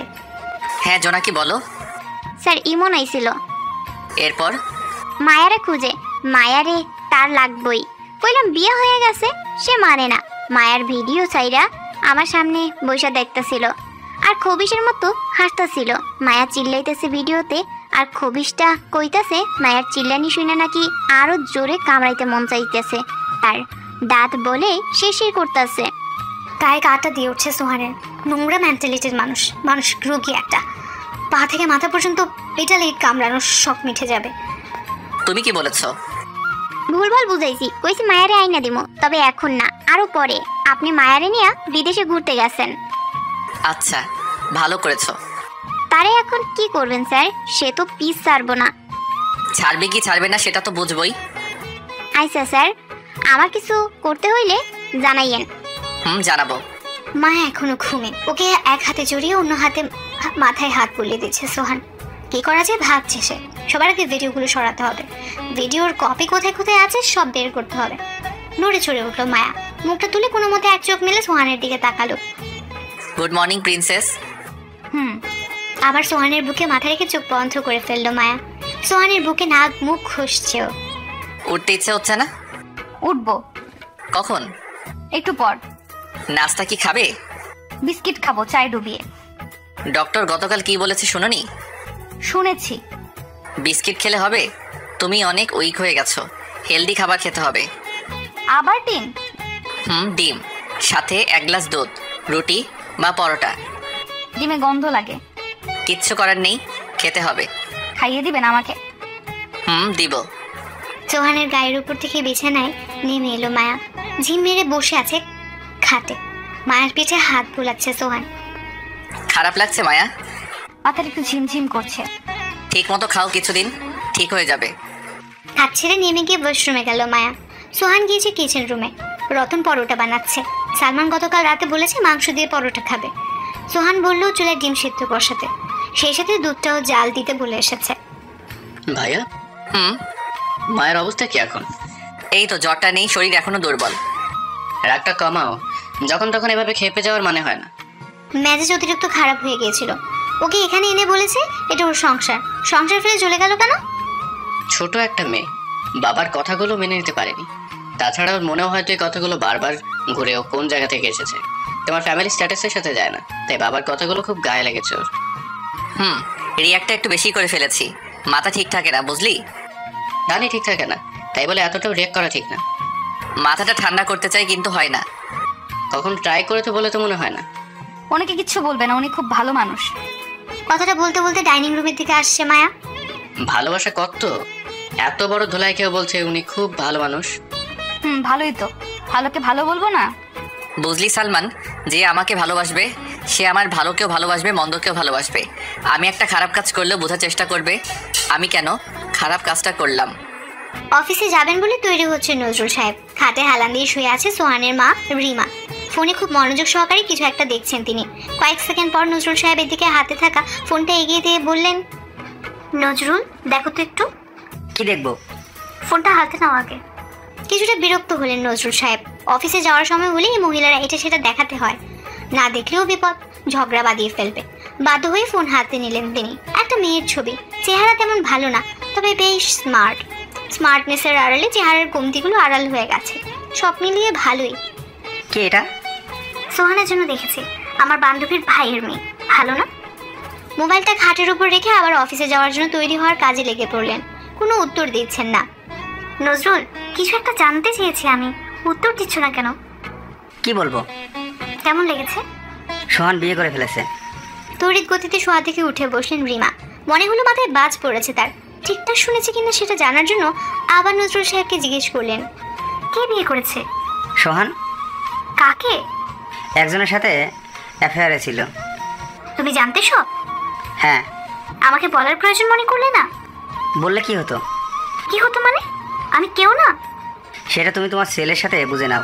তোমার ছেলে কেন তোমাকে জানায়নি সেই যুক্তিও ভালোই জানে। তুমি কেন বলনি? বিয়ে তো আমি করিনি, করেছে সোহান। ওর বিয়ের খবর ও না বললে আমি বলার কে? নজরুল সাহেবের এই ধরনের অযৌক্তিক কথাবার্তা বরাবরই অসহ্য লাগে রিমার। এই লোকটাকেও অসহ্য লাগে। ছেলেগুলোও হয়েছে লোকের মতো, বিশেষ করে বড়টা চরম বেয়াদব। আজকাল তো সে মা বলে ডাকাই ছেড়ে দিয়েছে। বিয়ে করেছে সেটা তো অ্যাটলিস্ট বলতে পারতো। বাসা থেকে বেরিয়ে এসেছে নজরুল সাহেব। আর 10 মিনিট বাদে সোহানকে কল করবে রিমা। তুমুল ঝগড়া হবে মা ছেলের মধ্যে। বাবাকে যেভাবে উত্তর দিয়েছে ঠিক সেভাবে মাকে উত্তর দিয়ে দেবে। একদম গা জ্বালানো উত্তর। ভাবতেই পৈশাচিক আনন্দ পাচ্ছেন নজরুল সাহেব। ছেলের উত্তর পেয়ে নিজে পুরো একদিন জ্বলেছেন। এবার না হয় রিমাও একটু চলুক। আজ অফিসে যাবে না সোহান। মায়া অসুস্থ। অসুস্থ বউকে ঘরে ফেলে অফিসে যাওয়ার মানুষ সে না। সারাদিন বইয়ের আগে পিছিয়ে ঘুরে সময় কাটাবে। ড্রয়িং রুমে বসে টিভি দেখছে মায়া আর সালমান। ফোনে একটু জরুরি কথা বলার আছে, এটা বলে সেখান থেকে সরে বেডরুমে এসে দরজা আটকালো সোহান। জাহিদের নাম্বারে ডায়াল করলো সে। জি স্যার। স্বপনের কথা মনে আছে? ওই যে সোনারগাঁও থাকে সেই ছেলেটা? হ্যাঁ। জি স্যার, আছে তো। নাম্বার আছে ওর? আছে। SMS করো তো একটু। এক্ষুনি করছি স্যার। জাহিদের কলটা কাটতেই সোহানের মায়ের কল চলে এলো। সামান্য ভ্রু কুচকালো সোহান। খুব বেশি প্রয়োজন ছাড়া তো উনি ফোন করেন না। নিশ্চয় কোনো প্রয়োজন পড়েছে তাই ফোন করেছে। হ্যালো। ভালো আছে সোহান? হ্যাঁ আছি, তুমি ভালো আছো? এই তো। তারপর খবর কি তোমার? দিনকাল কেমন যাচ্ছে? হঠাৎ আমার দিনকালের খবর নিচ্ছ? নিতে পারি না বুঝি? কখনো তো নাওনি, এই জন্য একটু অবাক হলাম আর কি। বউ কেমন আছে? ও বুঝেছি। আসল কথা হচ্ছে বউয়ের কথা বিস্তারিত জানার জন্য কল করেছো, দিনকাল কেমন যাচ্ছে সেটা জানার জন্য না। আমিও তো বলি কি ব্যাপার, হঠাৎ আমার মায়ের কি হলো, ফোন দিয়ে সোহানের খোঁজ নিচ্ছে। সবসময় রুটলি কথা বলাটা কি খুব জরুরি? আমি এমনই, ছোট থেকে এমন। সমস্যা হচ্ছে ছোট থেকে তুমি তো আমাকে বড় করনি, আমার সাথে তেমন একটা মিশে দেখোনি, তাই আমার কথার ধরন তোমার কাছে বাজে মনে হয়। বিয়েটা করেছো আমাকে জানালে না কেন? জানালে কি হতো? কি হতো মানে? আমি কি কেউ না? কখনো কেউ ছিল নাকি? তুমি বুঝতে পারছো সোহান, তুমি এভাবে বিয়ে করে সংসারধারী শুরু করে ফেলেছো। এখানকার লোকজন জানাজানি হলে কি পরিমাণ সমালোচনা হবে? হ্যাঁ জানি, একটা ঘটনা নিয়ে সোসাইটির মানুষরা কতটুকু সমালোচনা করতে পারে তা আমার চেয়ে ভালো আর কে জানে। তোমার আর বাবার পরকীয়া নিয়ে তো কম সমালোচনা শুনিনি। বলতে পারো সমালোচনা শুনতে শুনতে বড় হয়েছি।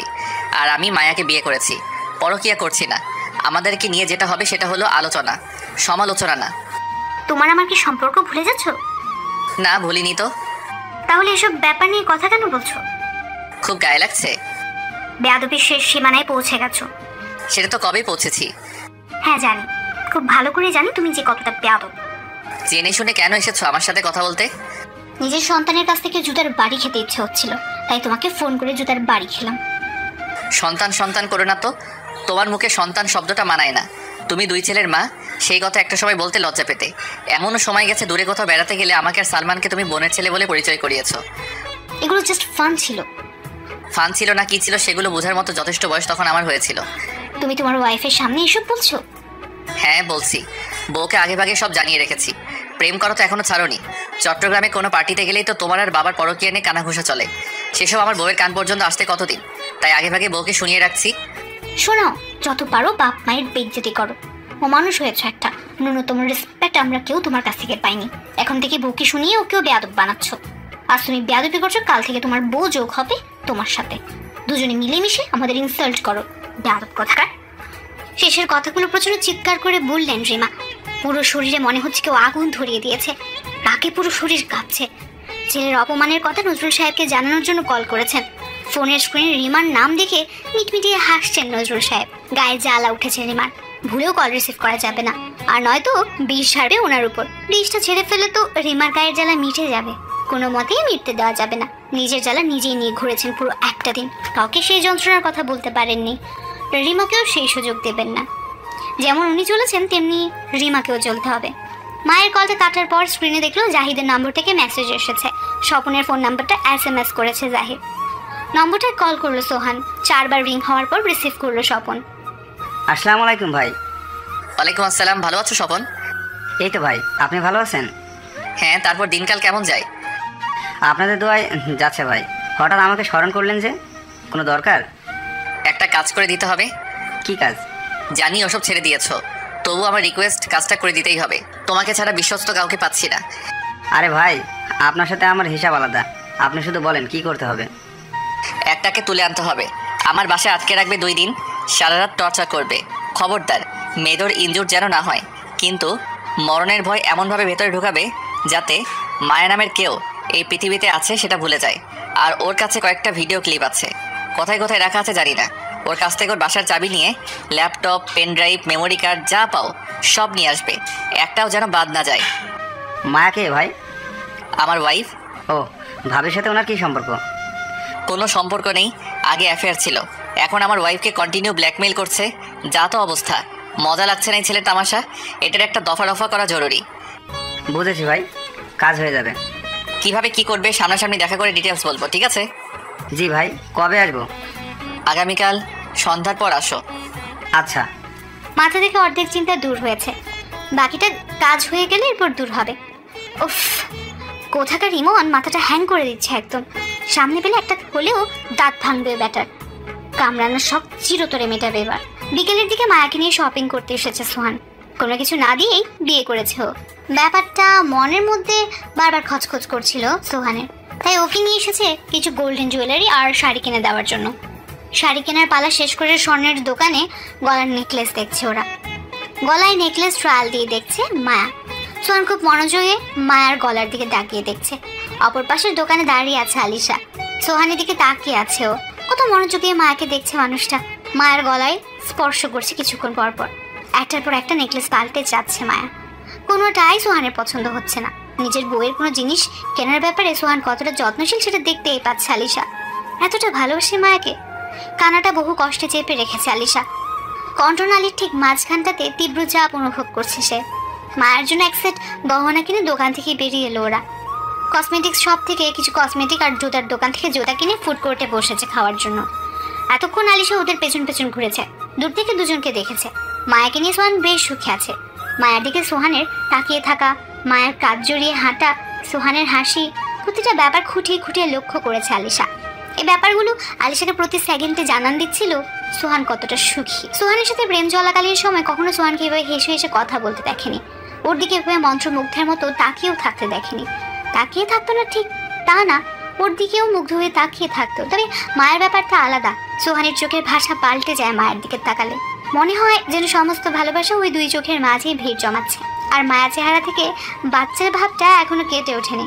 আদুর একটা ভাব আছে চেহারার মাঝে, হাসিও বাচ্চাদের মতোই, খিলখিল শব্দ করে। প্রচন্ড বাধ্য স্বভাবের বউ। সোহান যা পছন্দ করে কিনে দিয়েছে তাই চুপচাপ নিয়েছে। নিজের পছন্দ প্রকাশ করতে দেখেনি ওকে। সোহান যা পছন্দ করে দেখাচ্ছে তাতে মাথা নেড়ে সায় দিচ্ছে। বোধহয় সোহান এমন একটা বইয়ের শখ করেছিল। আজ ওদেরকে দেখার আগ পর্যন্ত সোহানের প্রতি ভীষণ খুব কাজ করেছিল মনের ভেতর। কিভাবে পারলো সোহান ওকে ভুলে যেতে? ভালোবাসা কি কমতি ছিল? কিন্তু এখন মনে হচ্ছে কমতি সত্যি ছিল। সোহান যেভাবে আশা করেছিল সেভাবে হয়তো ও সোহানকে ভালোবাসতে পারেনি। আজ সকালে রূপমও তাই বলে গেল, মায়া স্বামী সংসার আগলে রাখতে জানে, ওই গুণটাই তো ওর কাছে নেই। শুধু ভালোবাসা থেকেই হয়?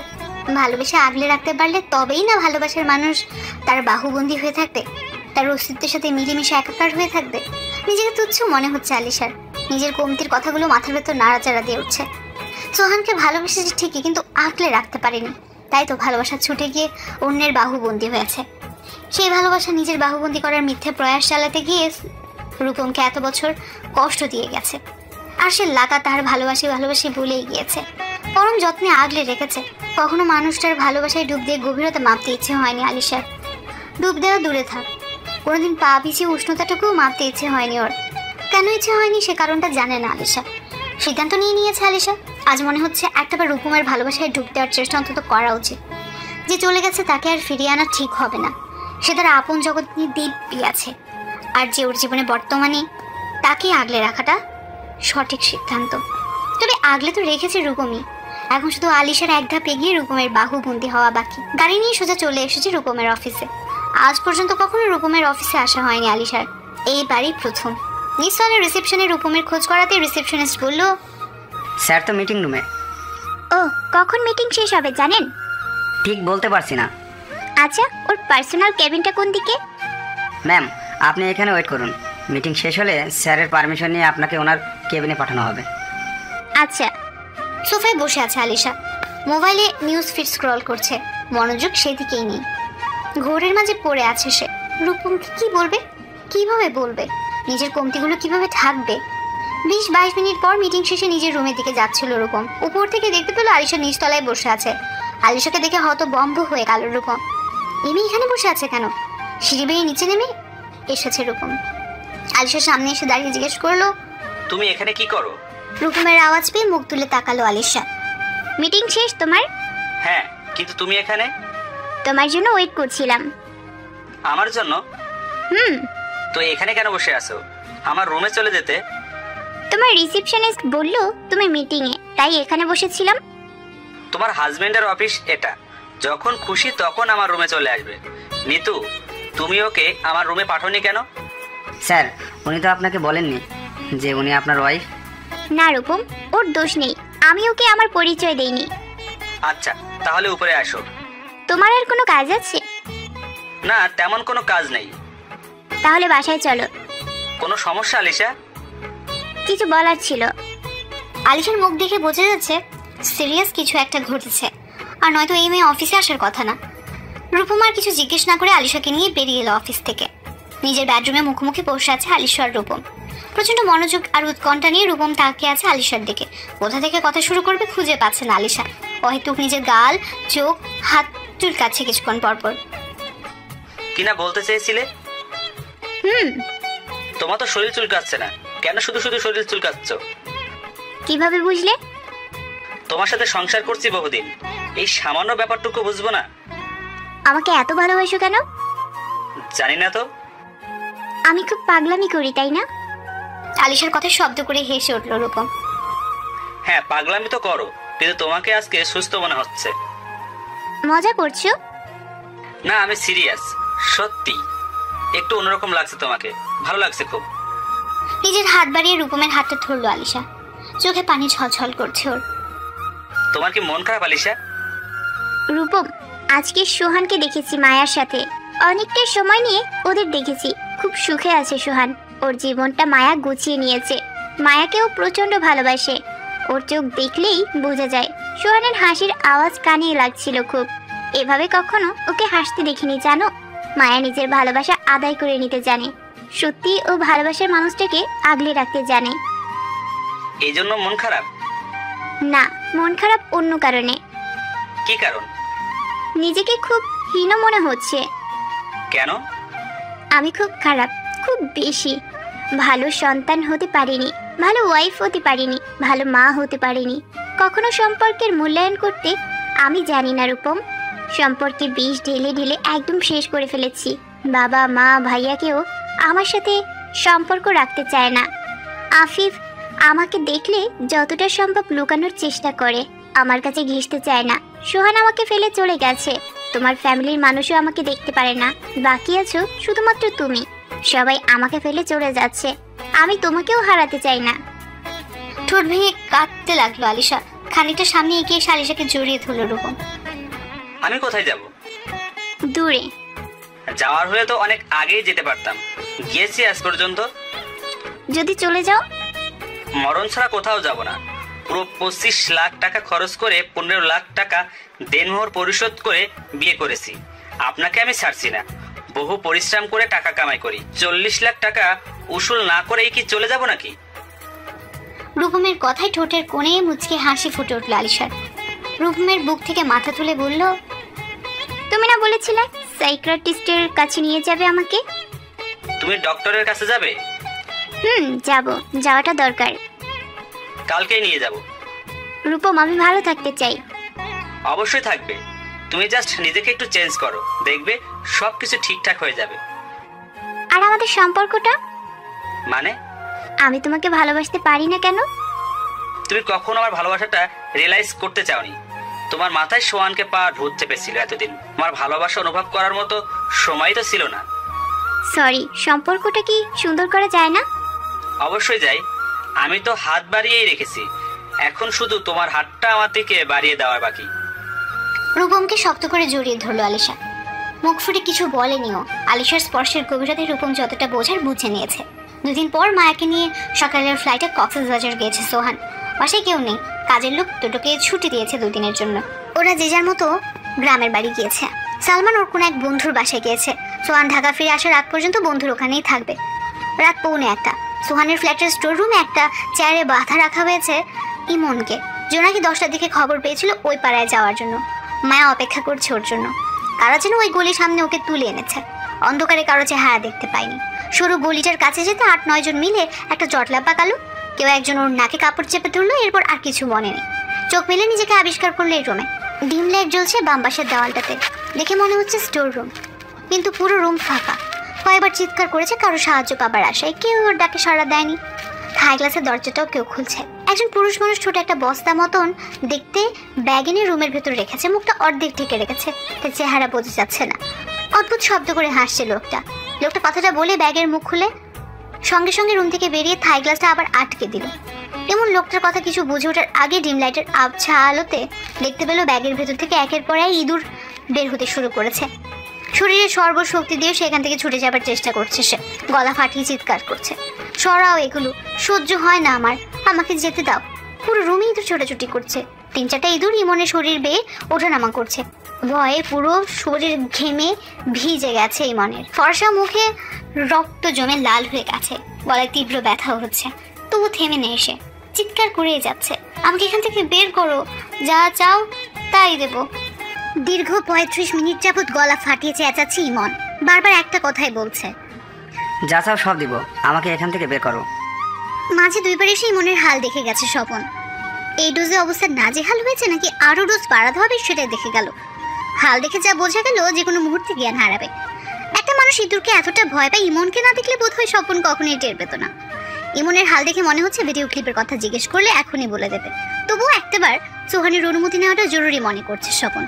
এখনই ভিডিওর ব্যাপারে জিজ্ঞেস করবে কিনা জানার জন্য ফোন করলো সোহানকে। সমুদ্রের পাড়ে মায়ের হাত ধরে খালি পায়ে হাঁটছে সোহান। বাচ্চাদের মতো কিছুক্ষণ পরপরই সমুদ্রের দিকে দৌড়ে যাচ্ছে মায়া। পানিতে নেমে লাফালাফি করে আবার দৌড়ে এসে সোহানের হাত ধরে হাঁটছে। শরীরের অর্ধেক ভিজে গেছে মায়ার। অন্যদিকে সময় হলে এভাবে ভেজা কাপড়ে সোহান কখনই ঘুরতে দিত না ওকে, কিন্তু আজ বাদ সাধছে না, ওকে ওর মতো করে উপভোগ করতে দিচ্ছে। পকেটে থাকা ফোনটা বাজছে সোহানের। ফোন বের করে দেখলো স্বপন কল করেছে। হ্যাঁ স্বপন, খবর কি? ভাই, ইঁদুরকে একটা মানুষ এত ভয় পায়? সে পায় বলছে তো যা চাই দিয়ে দিবে। ভিডিওর কথা জিজ্ঞেস করবো? এখনই না, আরো ভয় দেখাও। ভয়ের জন্য যাতে মাথা থেকে ওনার সব কিছু বেরিয়ে যায়, তাহলেই ভিডিও কোথায় কোথায় আছে স্বীকার করবে, আর নয়তো 1-2 কপি নিজের কাছে রেখে বাকিগুলোর কথা বলবে। আচ্ছা ভাই। স্টোর রুমের উল্টো দিকে যে রুমটা আছে সেটাতে ঢুকো। বড় একটা সুটকেস দেখতে পাবে, ওটার ভিতরে অনেক কিছু আছে, চাইলে সেখান থেকে কিছু কাজে লাগাতে পারো। জি ভাই। পানিতে নেমে লাফাচ্ছে মায়া। সোহানের কথা কিছুই শুনে নিছে। ইমনের ব্যাপারে আরেকটু জানতে পারলে ভালো ছিল। মায়াকে এই মুহূর্তে জিজ্ঞেস করাটা কি উচিত হবে? ইমনের কথা জিজ্ঞেস করলে তো মনটা খারাপ করে ফেলবে, না জিজ্ঞেস করলেও হচ্ছে না। দুদিনের বেশি এখানে ইমনকে আটকে রাখা যাবে না, যা করার দুদিনের মধ্যে শেষ করতে হবে। মায়া এসে সোহানের হাত জড়িয়ে ধরে হাঁটতে লাগলো। 7-5 ভাবতে ভাবতে মায়াকে জিজ্ঞেস করে ফেললো সোহান। মায়া, মন খুব ভালো? অনেক। একটা কথা জানার ছিল। জিজ্ঞেস করে ফেলুন। ইমন আর কি ভয় পায়? সোহানের প্রশ্নে থমকে দাঁড়ালো মায়া। মুখের হাসিটা মিলিয়ে গেল মুহূর্তে। সোহানের দিকে বেশ বিরক্তি নিয়ে তাকিয়ে আছে। একটা মানুষকে স্মরণ করা কি খুব জরুরি? হ্যাঁ জরুরি, তাই তো জিজ্ঞেস করছি। আপনি কি আমার সাথে ভালো সময় কাটাতে এসেছেন নাকি আমার অতীত নিয়ে টানাটানি করতে এসেছেন? এটা কেমন প্রশ্ন মায়া? কখনো দেখেছো প্রয়োজন ছাড়া তোমার অতীত নিয়ে ঘাটতে? ঘাটেননি, তবে এই মুহূর্তে কেন? অন্য কোনো সময় তো জানতে চাইতে পারতেন। সোহানের হাতটা ছেড়ে নিজের মতো হেঁটে চলেছে মায়া। পেছন পেছন আসছে সোহান। মায়ের রাগ করেছে। মায়াকে মনের ব্যাপারে কিছু জানাতে চাচ্ছে না সোহান। পুরো ব্যাপারটা মায়ের কাছ থেকে চেপে যাবে। কয়েক মিনিট এভাবেই হেঁটে চলছিল ওরা দুজন। কিছুক্ষণ পর মায়া এসে মুখ গোমরা করে সোহানের হাত জড়িয়ে ধরলো। ওই লোকটার ওপর থেকে নিচে তাকাতে ভয় পায়। লোকটার নাকি মাথা ঘুরে বমি হয়। তুই জানো কিভাবে? একবার এক হোটেলে নিয়ে গিয়েছিল, 9 তলায় একটা রুম বুক করেছিল। রুমে যেয়ে দেখি এক পাশের জানলার পর্দা খোলা। আমাকে বলল জলদি পর্দাগুলো আটকে দিতে। আমি যখন পর্দা আটকাচ্ছিলাম তখন আমাকে বলেছিল উনি নাকি খুব বেশি উপর থেকে নিচে তাকাতে পারে না, বুক ধরফর করে, দম বন্ধ হয়ে আসে, মাথা ঘুরায়, বমি হয়। রাগ হয়েছে খুব? হ্যাঁ। আসো আদর করে দেই। লাগবে না। সত্যি লাগবে না? খিলখিল করে হেসে উঠল মায়া। সোহানের হাত ছেড়ে ফের দৌড়ে চলে গেল সমুদ্রের পানিতে পা ভেসেতে। রতনের রুমের ফ্লোরে পড়ে থাকা সুটকেসটা খুলল স্বপন। অনেক কিছুই আছে এটাতে, স্ক্রু ড্রাইভার, ড্রিল মেশিন, আরো অনেক কিছু। কিছুক্ষণ চিন্তা ভাবনা করে ড্রিল মেশিনটা হাতে নিল। এটা নিয়ে এখন ইমনের রুমে যাবে সে। এখানে সঙ্গে করে আরো 5 জনকে এনেছে স্বপন। বাসার ড্রয়িং রুমে তারা টিভি দেখছে। সেখান থেকে বাসারকে ডেকে নিয়ে এসে স্টোর রুমে গেল। দরজা খুলে ইমনের মুখোমুখি দাঁড়ালো স্বপন আর বাসার। ইঁদুরগুলো তখন ছোটাছুটি করছে। বাসারের হাতে একটা মোটা লাঠি। এটা দিয়ে ইঁদুরগুলোকে রুম থেকে সরাচ্ছে সে। প্রচন্ড রকমের হাঁপাচ্ছে ইমন। গলা শুকিয়ে কাঠ হয়ে গেছে। মনে হচ্ছে যেন শরীরের সমস্ত শক্তি শেষ। ভাই 1 গ্লাস পানি হবে? বাসার এই শালারে ফুটা করবো কই, বুকে নাকি মাথায়? ফুটা করবেন মানে? এই আপনারা ড্রিল মেশিন কেন এনেছেন? তোরে ফুটা কইরা ঝাঁঝরা বানাবো। ভাই মুখটা ভালো করে ডিজাইন করেন যাতে লাশ কেউ চিনতে না পারে। বাচ্চাদের মতো কাঁদতে শুরু করেছে ইমন। ভাই আমি কি করেছি ভাই? তুই ভিডিও করছিস? আমি কিচ্ছু করিনি ভাই, আমাকে যেতে দিন। দিমু তো, তোর আগে ছিদ্র করি, এরপর। বিশ্বাস করেন ভাই, আমি কিচ্ছু করিনি। আমাকে এভাবে মারবেন না প্লিজ। মায়ের ভিডিও করস নাই? কান্না থামে একটা দীর্ঘশ্বাস নিল ইমন। মায়া, হ্যাঁ মায়ের ভিডিও ক্লিপ আছে ওর কাছে। তার মানে এটা মায়ের লোক? না না, মায়া না, বোধহয় মায়ের হাজবেন্ডের লোক। তার বইয়ের পিছনে ওর অপরাধী লোক পাঠিয়েছে ওকে খুন করার জন্য। ভাই ভিডিও ক্লিপ আমি দিয়ে দিব, আমাকে ছেড়ে দিন। তোরে দেওয়া ভরসা নাই। নিজের কাছে 1-2 কপি রাখা, বাকি কপি আমারে দিবি। এরপর আবার ওই ভিডিও নিয়ে তামাশা করবি। 2 দিন পর পর বায়োস্কোপ দেখার টাইম নেই। এর চেয়ে ভালো তোরেই শেষ করে দেয়। ওই বাসার মেশিন চালু কর, আগে কপালের মাঝখান বরাবর দিবি। প্রচন্ড শব্দ করতে থাকা ড্রিল মেশিনটা ইমনের দিকে এগিয়ে যাচ্ছে। ইমনের মনে হচ্ছে যেন এই মেশিন কপালে ঠেকার আগে ওর দম আটকে মরে যাবে। চিৎকার করে বলছে, আমি সব ক্লিপ দিয়ে দেবো, আমাকে মেরো না। ড্রিল মেশিনের আওয়াজে সেই চিৎকারের আওয়াজ চাপা পড়ে যাচ্ছে। শালার বাবা করছো কি? ড্রিল মেশিন বন্ধ করে প্রচন্ড বিরক্তি নিয়ে ফ্লোরের দিকে তাকিয়ে ইমনকে প্রশ্ন করলো বাসার। কিরে সমস্যা কি? ভাই শালাই মুতছে। ফ্লোরে তাকালো স্বপন। গলা ফাটিয়ে হো হো করে হাসছে সে। কিরে বেটা, কি করলি তুই? মরণরা তো ভয় পাস, আকাম করার সময় হুঁশ থাকে না। তোর এটা কিছু হইল? এইগুলো পরিষ্কার করবে কে এখন? ওই টুনু, টুনু। স্বপনের আওয়াজ পেয়ে ড্রয়িং রুম থেকে ছুটে এলো টুনু। কি ভাই? রান্না করে খেতে একটা টানা টানা কিছু আছে নাকি? খারান দেখি। চেয়ারে মাথা ফেলে চোখ বন্ধ করে রেখেছে ইমন। জোরে জোরে নিঃশ্বাস নিচ্ছে সে। স্বপন আর বাসারের হাসি কোনোভাবেই থামছে না। পাগলের মতো হেসেই যাচ্ছে ওরা। রান্না করতে গিয়ে ফ্লোর মোছার কাপড় নিয়ে এলো টুনু। কাপড় হাতে নিয়ে দরজায় দাঁড়িয়ে জিজ্ঞেস করলো, কি করুম এটা দিয়া? ফ্লোরটা মোস। পানি ফেলাইলো কি? পানি না বেটা, শরবত। লেবুর শরবত? না, লবণের। ফ্লোর মোছার জন্য নিচে বসতেই মৃদু বাজে গন্ধ নাকে এসে ঠেকলো টুনু। ফ্লোরে পড়ে থাকা পানির দিকে নাক খানিকটা এগিয়ে নিল ভালোভাবে বোঝার জন্য গন্ধটা কিসের। সাথে সাথে মাথা ঝাড়া দিয়ে সেখান থেকে সরে এলো টুনু। ওই মিয়া, এটা তো মুদ, আমারে শরবত কইলেন কে? সমুদ্রের মাতাল হাওয়ায় জানালার পর্দাগুলো উঠছে। জানালার পাশেই দেওয়ালের সাথে পিঠ থেকে দাঁড়িয়ে আছে মায়া, পরনে কালো রঙের নেটের শাড়ি। এখানে আসার আগে মায়ের লাগেজে শাড়িটা রেখে দিয়েছিল সোহান। শাড়ির উপরে ছিল ছোট্ট একটা চিরকুট। আজ রাতে পরিটাকে কালো শাড়িতে দেখতে চাই। সমুদ্রের পাড় থেকে ফিরে কালো শাড়িটা গায়ে জড়িয়ে হালকা সেজ নিল মায়া। রুমের দরজার বাইরে সোহান দাঁড়িয়েছিল। সে অনেকটা সময় দরজার বাইরে অপেক্ষা করেছে কালো শাড়িতে একটা পরীকে দেখার জন্য। মানুষটা ধীর পায়ে এগিয়ে আসছে ওর দিকে। চোখে মাদকতা চিকচিক করছে মানুষটার, হৃদস্পন্দন বাড়ছে মায়ার। দেখো ভাই, ভিডিও ক্লিপ চেয়েছিলেন, দিয়ে দিয়েছি, সব দিয়েছি। তোমার লোকেরা তো আমার বাসা পুরোটাই খুঁজে রেখেছে, আর কোথাও নেই। বিশ্বাস করো, আমাকে যেতে দাও প্লিজ। দিমু তো, এখন তোরা সোজা উপরে পাঠামো। ভাই, আমি আর জীবনেও মায়ের পিছু নিব না, আমাকে আমার মতো যেতে দাও। তোরে দেওয়া ভরসা নেই, ওই মানিক শালার মুখটা বাদ, কোলে নিয়ে ছাদের উপরে যাবো। এই না না ভাই, টাকা লাগলে বলো, আমি দেই। আমার যা আছে সব দিয়ে দিব, আমাকে যেতে দাও। বিশাল দেখি মানিক হাসতে হাসতে ইমনের মুখে স্কচ টেপ লাগিয়ে তাকে বড় একটা ড্রামের ভিতর ঢুকিয়ে নিল। টুনু আগে ভাগে যেয়ে সিঁড়ির লাইট অফ করে দিয়েছে। টুনু আর মানিক ড্রামটা নিয়ে লিফটে উঠে গেল। বাকিরা সিঁড়ি বেয়ে উপরে উঠে আসছে। টুনু আর মানিক ধরাধরি করে ড্রামটা ছাদে নিয়ে এসেছে। ইমনকে ড্রামের ভেতর থেকে টেনে বের করেছে ওরা। ওই বিল্লাল, তুই এখানে আয়, তুই আমি মিলা ধইয়া নিচে ফেলায়।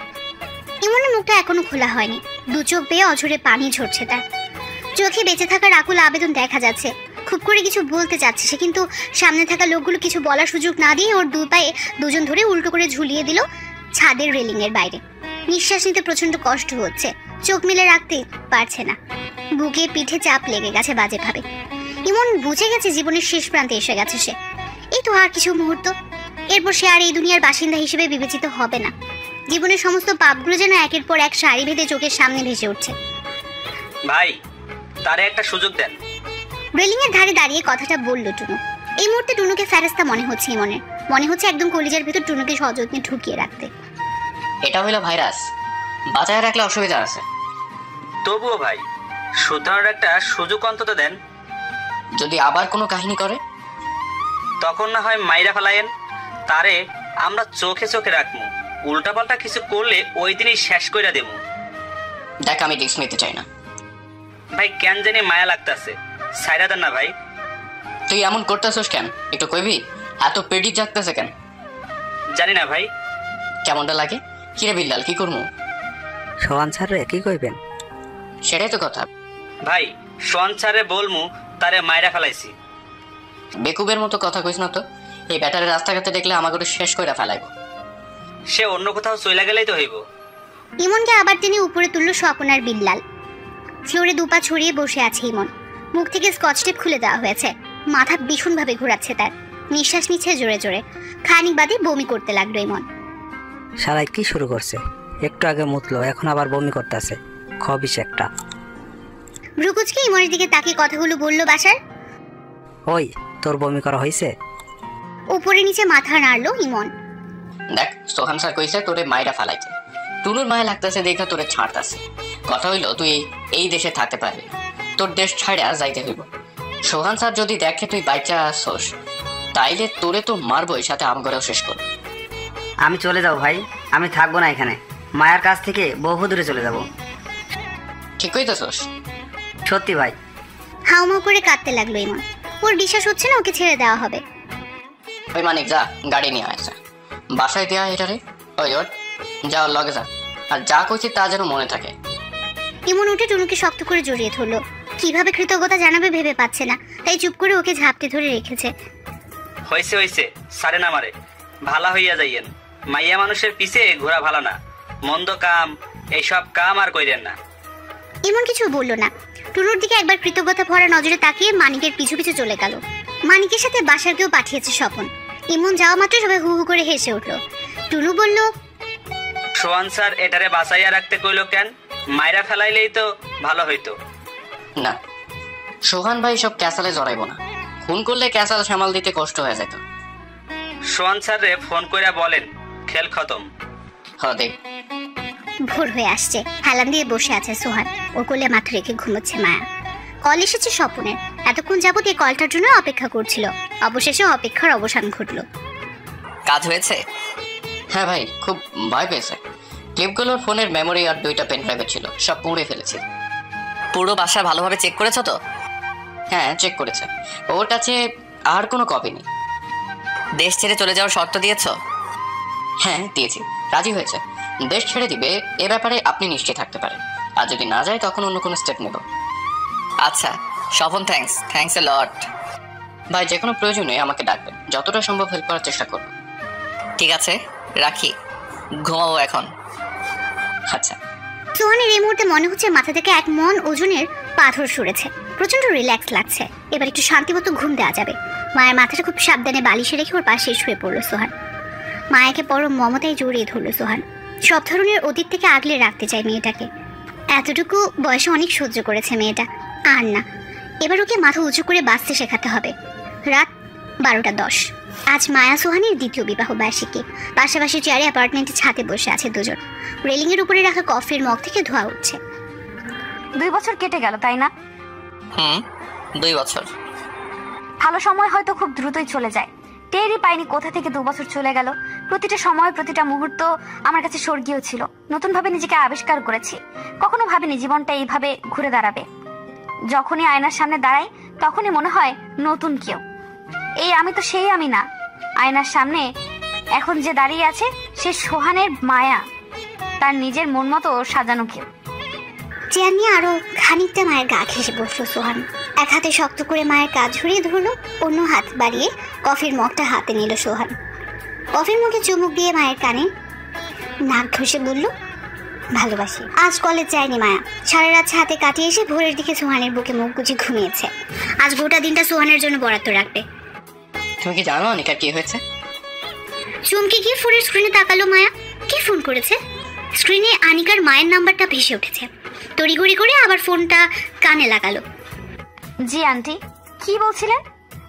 গতকাল রাত থেকে আনিকার রুমের দরজা লক করে বসে আছে। ভোরের দিকে ওর রুম থেকে কান্নাকাটির আওয়াজ পাচ্ছিলাম। ও চিৎকার করে কাঁদছিল আর কারোর সাথে ফোনে কথা বলছিল। খুব করে কাউকে রিকোয়েস্ট করছিল আমার সাথে এরকম করো না, আমাকে ছেড়ে যেও না, আমাদের সম্পর্ক কতটা গভীর সেটা বোঝার চেষ্টা করো। তুমি কি কিছু জানো ওর কি হয়েছে?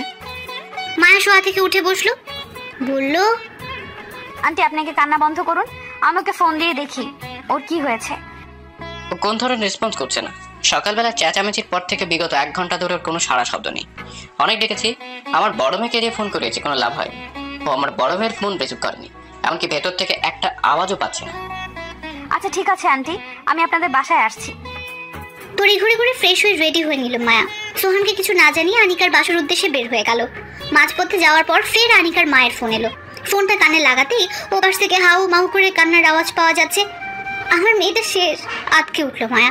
কি বলেন আন্টি? ও পাশ থেকে আর কোনো সাড়া পাওয়া গেল না, শুধুমাত্র কান্নার আওয়াজ ছাড়া। প্রচন্ড চেঁচামেচির আওয়াজ আসছে ও পাশ থেকে। 10-15 সেকেন্ড পর কলটা কেটে গেল। কলটা কেটে যাওয়ার পর আরো 5 বার ট্রাই করলো মায়া, কিন্তু ও পাশ থেকে ফোনটা কেউ রিসিভ করেনি। আনিকার বাসায় গিয়ে দেখলো দরজায় তালা লাগানো, বাসায় কেউ নেই। পাশের ফ্ল্যাটে নক করলো আনিকাদের খবর নেওয়ার জন্য। দরজা খুলে একজন মাঝবয়সী মহিলা জিজ্ঞাসু দৃষ্টিতে মায়ের দিকে তাকালো। জি, কাকে চাচ্ছেন? পাশের ফ্ল্যাটের আনিকা। ওরা কোথায় কিছু জানেন? হ্যাঁ, এই তো 7-8 মিনিট আগে দেখলাম ধরাধরি করে ওর বাবা, ভাই আর আমাদের বাসার দারোয়ান ওকে হসপিটাল নিয়ে যাচ্ছে। ওর নাক থেকে ব্লিডিং হচ্ছিল, বোধহয় সুইসাইড অ্যাটেম্প্ট নিয়েছে। আন্টি আন্টি কোথায়? উনিও ওদের সাথেই গিয়েছে। কোন হসপিটাল জানেন কিছু? না, এই ব্যাপারে তো আমি কিছু জানি না। ভালো হয় যদি আপনি ওদেরকে ফোন করে জানান। আমি তো ওর নাম্বারে অনেকবার ট্রাই করেছি, কিন্তু উনি ফোনটা পিক করছেন না। আপনি কি আনিকার ভাই অথবা বাবা কারো নাম্বারটা আমাকে দিতে পারবেন? আচ্ছা তুমি দাঁড়াও, আমার ফোনটা নিয়ে আসছি। খুব দ্রুত গতিতে ঢাকা মেডিকেলের দিকে ছুটছে মায়ের গাড়ি। নিঃশব্দে চোখের পানি ফেলছে ও। 15 মিনিট আগে আনিকার ভাইয়ের কাছ থেকে জানতে পেরেছে আনিকাকে ঢাকা মেডিকেলে নেওয়া হচ্ছে। হসপিটালের বেডে শুয়ে আছে আনিকা। মাথার কাছে দাঁড়িয়ে আছে আনিকার পরিবারের সদস্যরা। ঘন্টা 3 আগে জ্ঞান ফিরেছে ওর। পুরো 3 ঘন্টা পর মেয়েটার জ্ঞান ফিরেছে। ঘুমের ওষুধ খেয়েছিল। কেন খেয়েছিল সে ব্যাপারে কিছু জানা নেই পরিবারের সদস্যদের। রুমের বাইরে বসে আছে মায়া, মুখোমুখি চেয়ারটাতে বসে আছে সোহান। সকালে ঘুম থেকে উঠে মায়াকে যখন বাসার কোথাও খুঁজে পাচ্ছিল না, তো তখন শামীম এসে জানালো মায়া ঘুম থেকে উঠে নাস্তা না করে কোথাও তড়িঘড়ি করে বের হয়ে গেল। কোথায় গেছে সে ব্যাপারে জানা নেই শামীমের। অবশেষে মায়াকে ফোন করে জানতে পারলো আনিকার কথা। খবরটা পেয়ে হসপিটালে চলে এলো সোহান। প্রিয়তমা স্ত্রীর পরম প্রিয় বান্ধবী হলো আনিকা। নিশ্চয়ই এতক্ষণে মায়ার হাল বেহাল হয়ে গেছে, তাই ওকে সঙ্গ দিতে সোহানের এখানে আসা। আপাতত দুজনে চুপচাপ বসে আছে, কারো মুখে কোনো কথা নেই। কেবিনের দরজায় এসে দাঁড়ালো আনিকার ভাই, বলল, জি ভাইয়া। এক কাজ করো, তুমি বাসায় চলে যাও।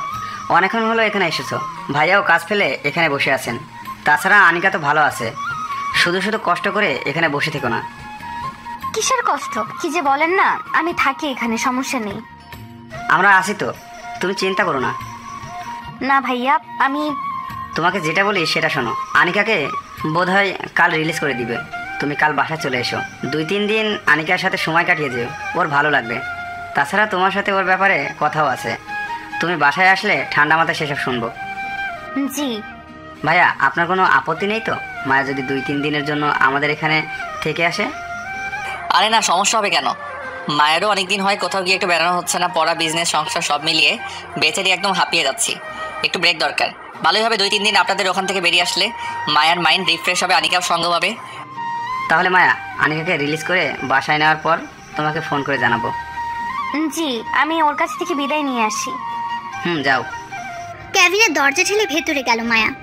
আনিকা চোখ বন্ধ করে শুয়ে আছে। আনিকার কপালে হাত রাখলো মায়া। আনিকা, আমি আসি, কাল তোর সাথে দেখা হবে। চোখ বন্ধ রেখে মায়ার হাতের কবজি চেপে ধরলো আনিকা। ফু পাচ্ছে সে, চোখের কোণ বেয়ে পানি ঝরছে। কাঁদবি না তো, তোকে কাঁদতে দেখলে কষ্ট হয়। এই, তোকে না করেছি কাঁদতে। ও কিভাবে পারলো? চুপ, শুনবো, সব শুনবো। এখন না, কাল যাবো তোর বাসায়, 3-4 দিন থাকবো তোর সাথে, তখন সব শুনবো। সত্যি আসবি তো? হ্যাঁ, আসবো। রেস্টুরেন্টে চুপচাপ বসে খাবার খাচ্ছে মায়া আর সোহান। এভাবে চুপ করে বসে থাকতে ভালো লাগছে না সোহানের। মায়াকে স্বাভাবিকভাবে কথা না বলতে দেখলে ভেতরটা উসখুস চলতে থাকে। নীরবতা ভেঙে কথা বলতে শুরু করলো সোহান। খাবারটা বেশ ভালো, তাই না? আরো কিছু অর্ডার করবো? আরে না, পাগল নাকি? কে খাবে এত খাবার? আমার গিফট কোথায়?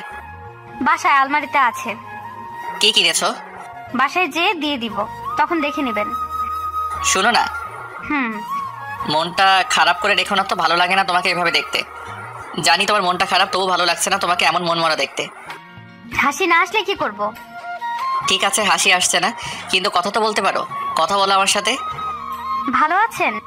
খুব প্রিয় কেউ যখন ভালো থাকে না, তখন আমি কি করে ভালো থাকি? আসলে ওর জন্য চিন্তা হচ্ছে। আচ্ছা, ও এমন করলো কেন? পুরো ঘটনা জানি না, তবে আন্দাজ করতে পারছি। কি? একজনের সাথে প্রেম চলছে 3 বছর যাবত, নাম শোভন, সিরিয়াস পর্যায়ের প্রেম। এতদিন শোভন ভাই বিয়ে করব বলে পাগল করে ফেলেছিল। আনিকাও সেসব শুনে একদম আহ্লাদে গদগদ। তারপর? মাস 3 আগে শুনেছিলাম উনি আনিকাকে প্রস্তাব দিয়েছে ফিজিক্যালি ইনভলভ হওয়ার জন্য। আনিকা দোটানায় ভুগছিল ব্যাপারটা নিয়ে, আমার সাথে শেয়ার করলো। আমি ওকে কড়া গলায় না করেছি, এমন কিছু যেন না করে।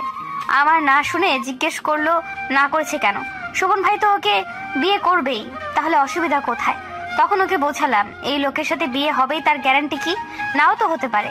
লোকটা যে 2 দিন পর পরিবর্তন হবে না তার কি কোনো নিশ্চয়তা আছে? আর ভাগ্য নামে কিছু আছে, ভাগ্যে যদি বিয়েটা না লেখা থাকে তাহলে কি বিয়ে সম্ভব? ভাগ্যে কি আছে তা তো আর কেউ জানে না। এরপরও কি ও তোমার কথা মেনে নিয়েছে? মেনেছিল তো। আমি ওকে কয়েক দফা জিজ্ঞেস করেছি এ ব্যাপারে, ও প্রতিবারই বলেছে ওরকম কোনো সম্পর্কে ও জড়ায়নি।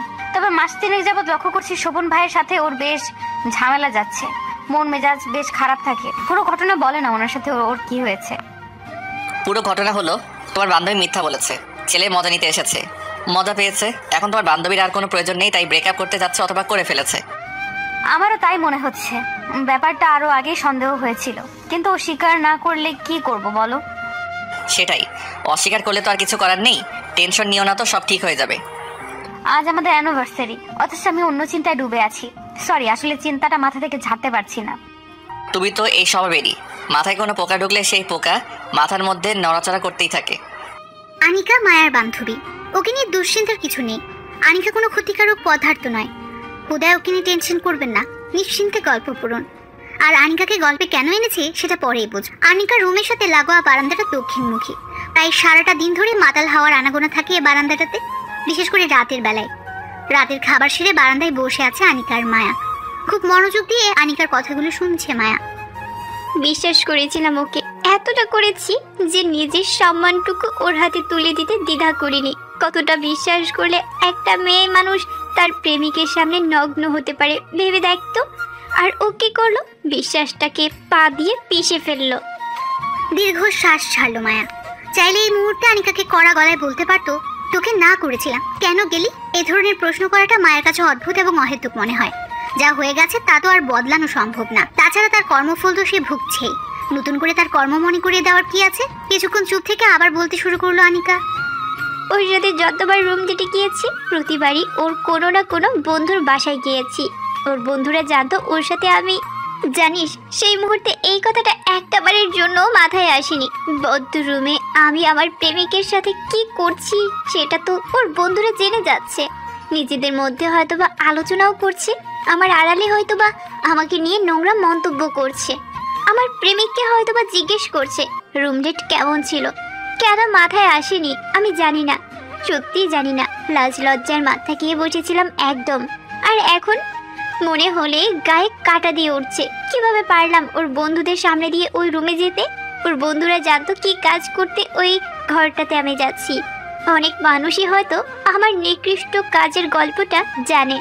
রাস্তা দিয়ে যখন হেঁটে যাই তখন হয়তো আমার আড়ালে আমাকে নিয়ে বাজে কথা বলে।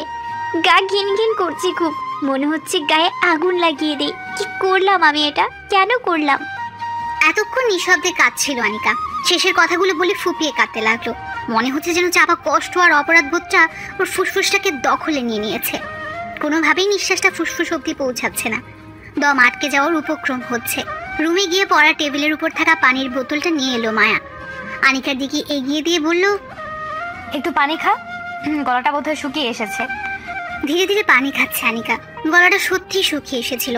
পানি খাওয়া শেষে জোরে একটা নিঃশ্বাস নিল সে। এতক্ষণে মনে হচ্ছে নিঃশ্বাসটা ফুসফুস অব্দি একটু হলেও পৌঁছেছে। শোভন ভাই ব্রেকআপ কেন করতে চায়, কিছু বলেছে? কেন? আমাকে নাকি আর ভালো লাগছে না, আমার সব কিছুতেই নাকি বিরক্ত লাগে। আগের মতো ম্যাজিক নাকি আর খুঁজে পায় না। আর আমি আনস্মার্ট, ওর ভার্সিটিতে নাকি অনেক সুন্দর মেয়ে আছে, সেক্সি ফিগার দেখলেই নাকি চোখ জুড়িয়ে আসে। ঘন্টার পর ঘন্টা তাকিয়ে থাকলেও একঘেয়েমি আসবে না। বন্ধুদের গার্লফ্রেন্ডগুলো নাকি আমার চেয়ে 1000 গুণ ভালো, তাদের সামনে আমাকে পরিচয় করাতে লজ্জা লাগে। তুই সুইসাইড করতে চাচ্ছিলি কেন? কারণগুলো কি যথেষ্ট মনে হচ্ছে না? সারা শরীরে ওই মানুষটার স্পর্শ লেগে আছে, অবৈধ সম্পর্কের নোংরা স্পর্শ। মনে হলেই গা ঝাড়া দিয়ে ওঠে। সেই সাথে কিছু মানুষের নজরে আমি ইউজড মাল নামে পরিচিত হয়ে গেছি। আমার ভবিষ্যৎ কি বলতে পারবি? বাবা মা কি আমাকে ঘরে বসিয়ে রাখবে? কোনোদিনও না। 5-6 বছর পর ঠিকই বিয়ে দেবে, ততদিনে নিশ্চয়ই ওই নোংরা স্পর্শ মুছে যাবে না, গায়ে লেগেই থাকবে। সেই সাথে ইউজড মাল তকমাটাও। আমার পরিবারের রক্ষণশীলতা দেখে আমার হাজবেন্ড হয়তোবা ভাববে আমি অতি মাত্রার সতী মেয়ে, আমাকে নিয়ে ঘুরে বেড়াবে। রাস্তাঘাটে আমার সেই নোংরা ঘটনার সাক্ষীরা আমাদের দেখবে, নোংরা হাসি হাসবে আর বলবে, আরে এই মালটারে তো আমার বন্ধু কবেই খায়া দিছে। আর সেই মানুষটা যদি কখনো জানে আমি তো সতী না, মিথ্যা ভ্রমে সংসার করে গেছে উনি, তখন কি হবে বলতো? ভবিষ্যৎ অন্ধকার, ন্যূনতম আলো আমি দেখতে পাই না। যত ভাবি ততই মনে হয় অন্ধকারে গভীরে তলিয়ে যাচ্ছি। এমন মানুষের বেঁচে থাকার কি আদৌ কোনো মানে আছে? ভবিষ্যতে কি হবে তা তুই জানিস না, আমিও না। সেটা তো ভাগ্যের উপর নির্ভর করে। তো স্বামী মানুষটা কেমন হবে তা আমি জানি না। তবে এটা কি জানিস, মানুষরূপী কিছু ফেরেশতা আছে। ফেরেশতাগুলো আমাদের জীবনে আসে একটা স্নিগ্ধ আলো নিয়ে। এমনও তো হতে পারে এমন একজন ফেরেশতা তোর জন্য অপেক্ষা করছে। মিথ্যা আশায় আমি দিন কাটাতে রাজি না। এগুলো নেহাতি মিথ্যা ছাড়া আর কিছু না। গল্প শুনবি আনিকা? আমার গল্প? কি গল্প শুনবো তোর? তুই যে কতটা সুখী তা আর নতুন করে কি শুনবো? সুখের আড়ালে ভয়ঙ্কর সত্যিটা শুনবি না? মানে? খানিকটা নড়ে চড়ে বসলো মায়া। নিজের অতীতটাকে কখনো কারো সামনে মেলে ধরেনি। মায়ার চকচকে দুনিয়ার সাথে পরিচিত মানুষগুলো জানেই না ওর অতীত কতটা কালো ছিল। আজ অনিচ্ছা সত্ত্বেও কালো অতীতটাকে নাড়া দিতে হবে। কাছের মানুষটাকে সেই কালো অতীত থেকে অনেক কিছু শেখানোর আছে। খোলা চুলগুলো খোপা করে নিল মায়া, বারান্দার বাইরে তাকিয়ে বলল, আনিকা, আমি একজন প্রস্টিটিউট ছিলাম জন্মসূত্রে, আমার মাও ছিল এই পেশায়। আনিকা ভ্রু কুঁচকে মায়ার দিকে তাকালো। একরাশ বিষয় আর প্রশ্নের ছোটাছুটি করছে ওর চোখে। মায়ার মাত্র বলা কথাগুলো বড্ড দোটানায় ফেলে দিয়েছে ওকে। কথাগুলো কি সত্যি নাকি বাজে কৌতুক ছিল সে হিসাব মেলাতে পারছে না। হুট করে যেন মনে হচ্ছে কান্নাটা আটকে গেছে, কষ্টের চাপ কমে গেছে। কি বললো মায়া এটা? অবাক হচ্ছিস খুব, তাই না রে? কেমন কথা বললি এটা? সত্যি বলেছি। আমার ঝলমলে দুনিয়াটা দেখলে কেউ বিশ্বাস করবে না আমার অতীত কতটা ফ্যাকাশে ছিল।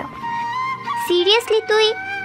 নিজেকে নিয়ে, নিজের মাকে নিয়ে নিশ্চয়ই কেউ এমন নোংরা কাজ বা এমন নোংরা মজা করবে না। সোহান ভাই কি জানে এইসব? ওই মানুষটা আমাকে পাড়া থেকে তুলে নিয়ে এসেছে, নিজের স্ত্রীর সম্মান দিয়েছে, আমাকে বাঁচতে শিখিয়েছে। তার বউ একজন প্রস্টিটিউট জানা সত্ত্বেও কোনো স্বার্থ ছাড়া অকারণে ভালোবেসেছে, আগলে রেখেছে। কখনো আমাকে নিয়ে এমন চিন্তা করেনি। আমার শরীরে এর আগেও বহু পুরুষের হাত পড়েছে। সেই প্রথম দিন থেকে এখন পর্যন্ত মানুষটা যতবার আমার দিকে তাকায় ততবার সেই একই মুগ্ধতা খুঁজে পাই। তার চোখে তিল পরিমাণ মুগ্ধতা বা ভালোবাসা কোনোটারই ঘাটতি হতে দেখিনি। প্রায় 2.5 বছর আগে গল্পটা শুরু হয়েছিল। তখন এই পাড়াতে আমার চাহিদা আকাশচুম্বী। আতিপাতি কাস্টমারদের কাছে আমাকে নেওয়া হতো না। মোটা অঙ্কের টাকা যারা দিতে পারবে শুধুমাত্র তাদের কাছেই আমাকে পাঠানো হতো।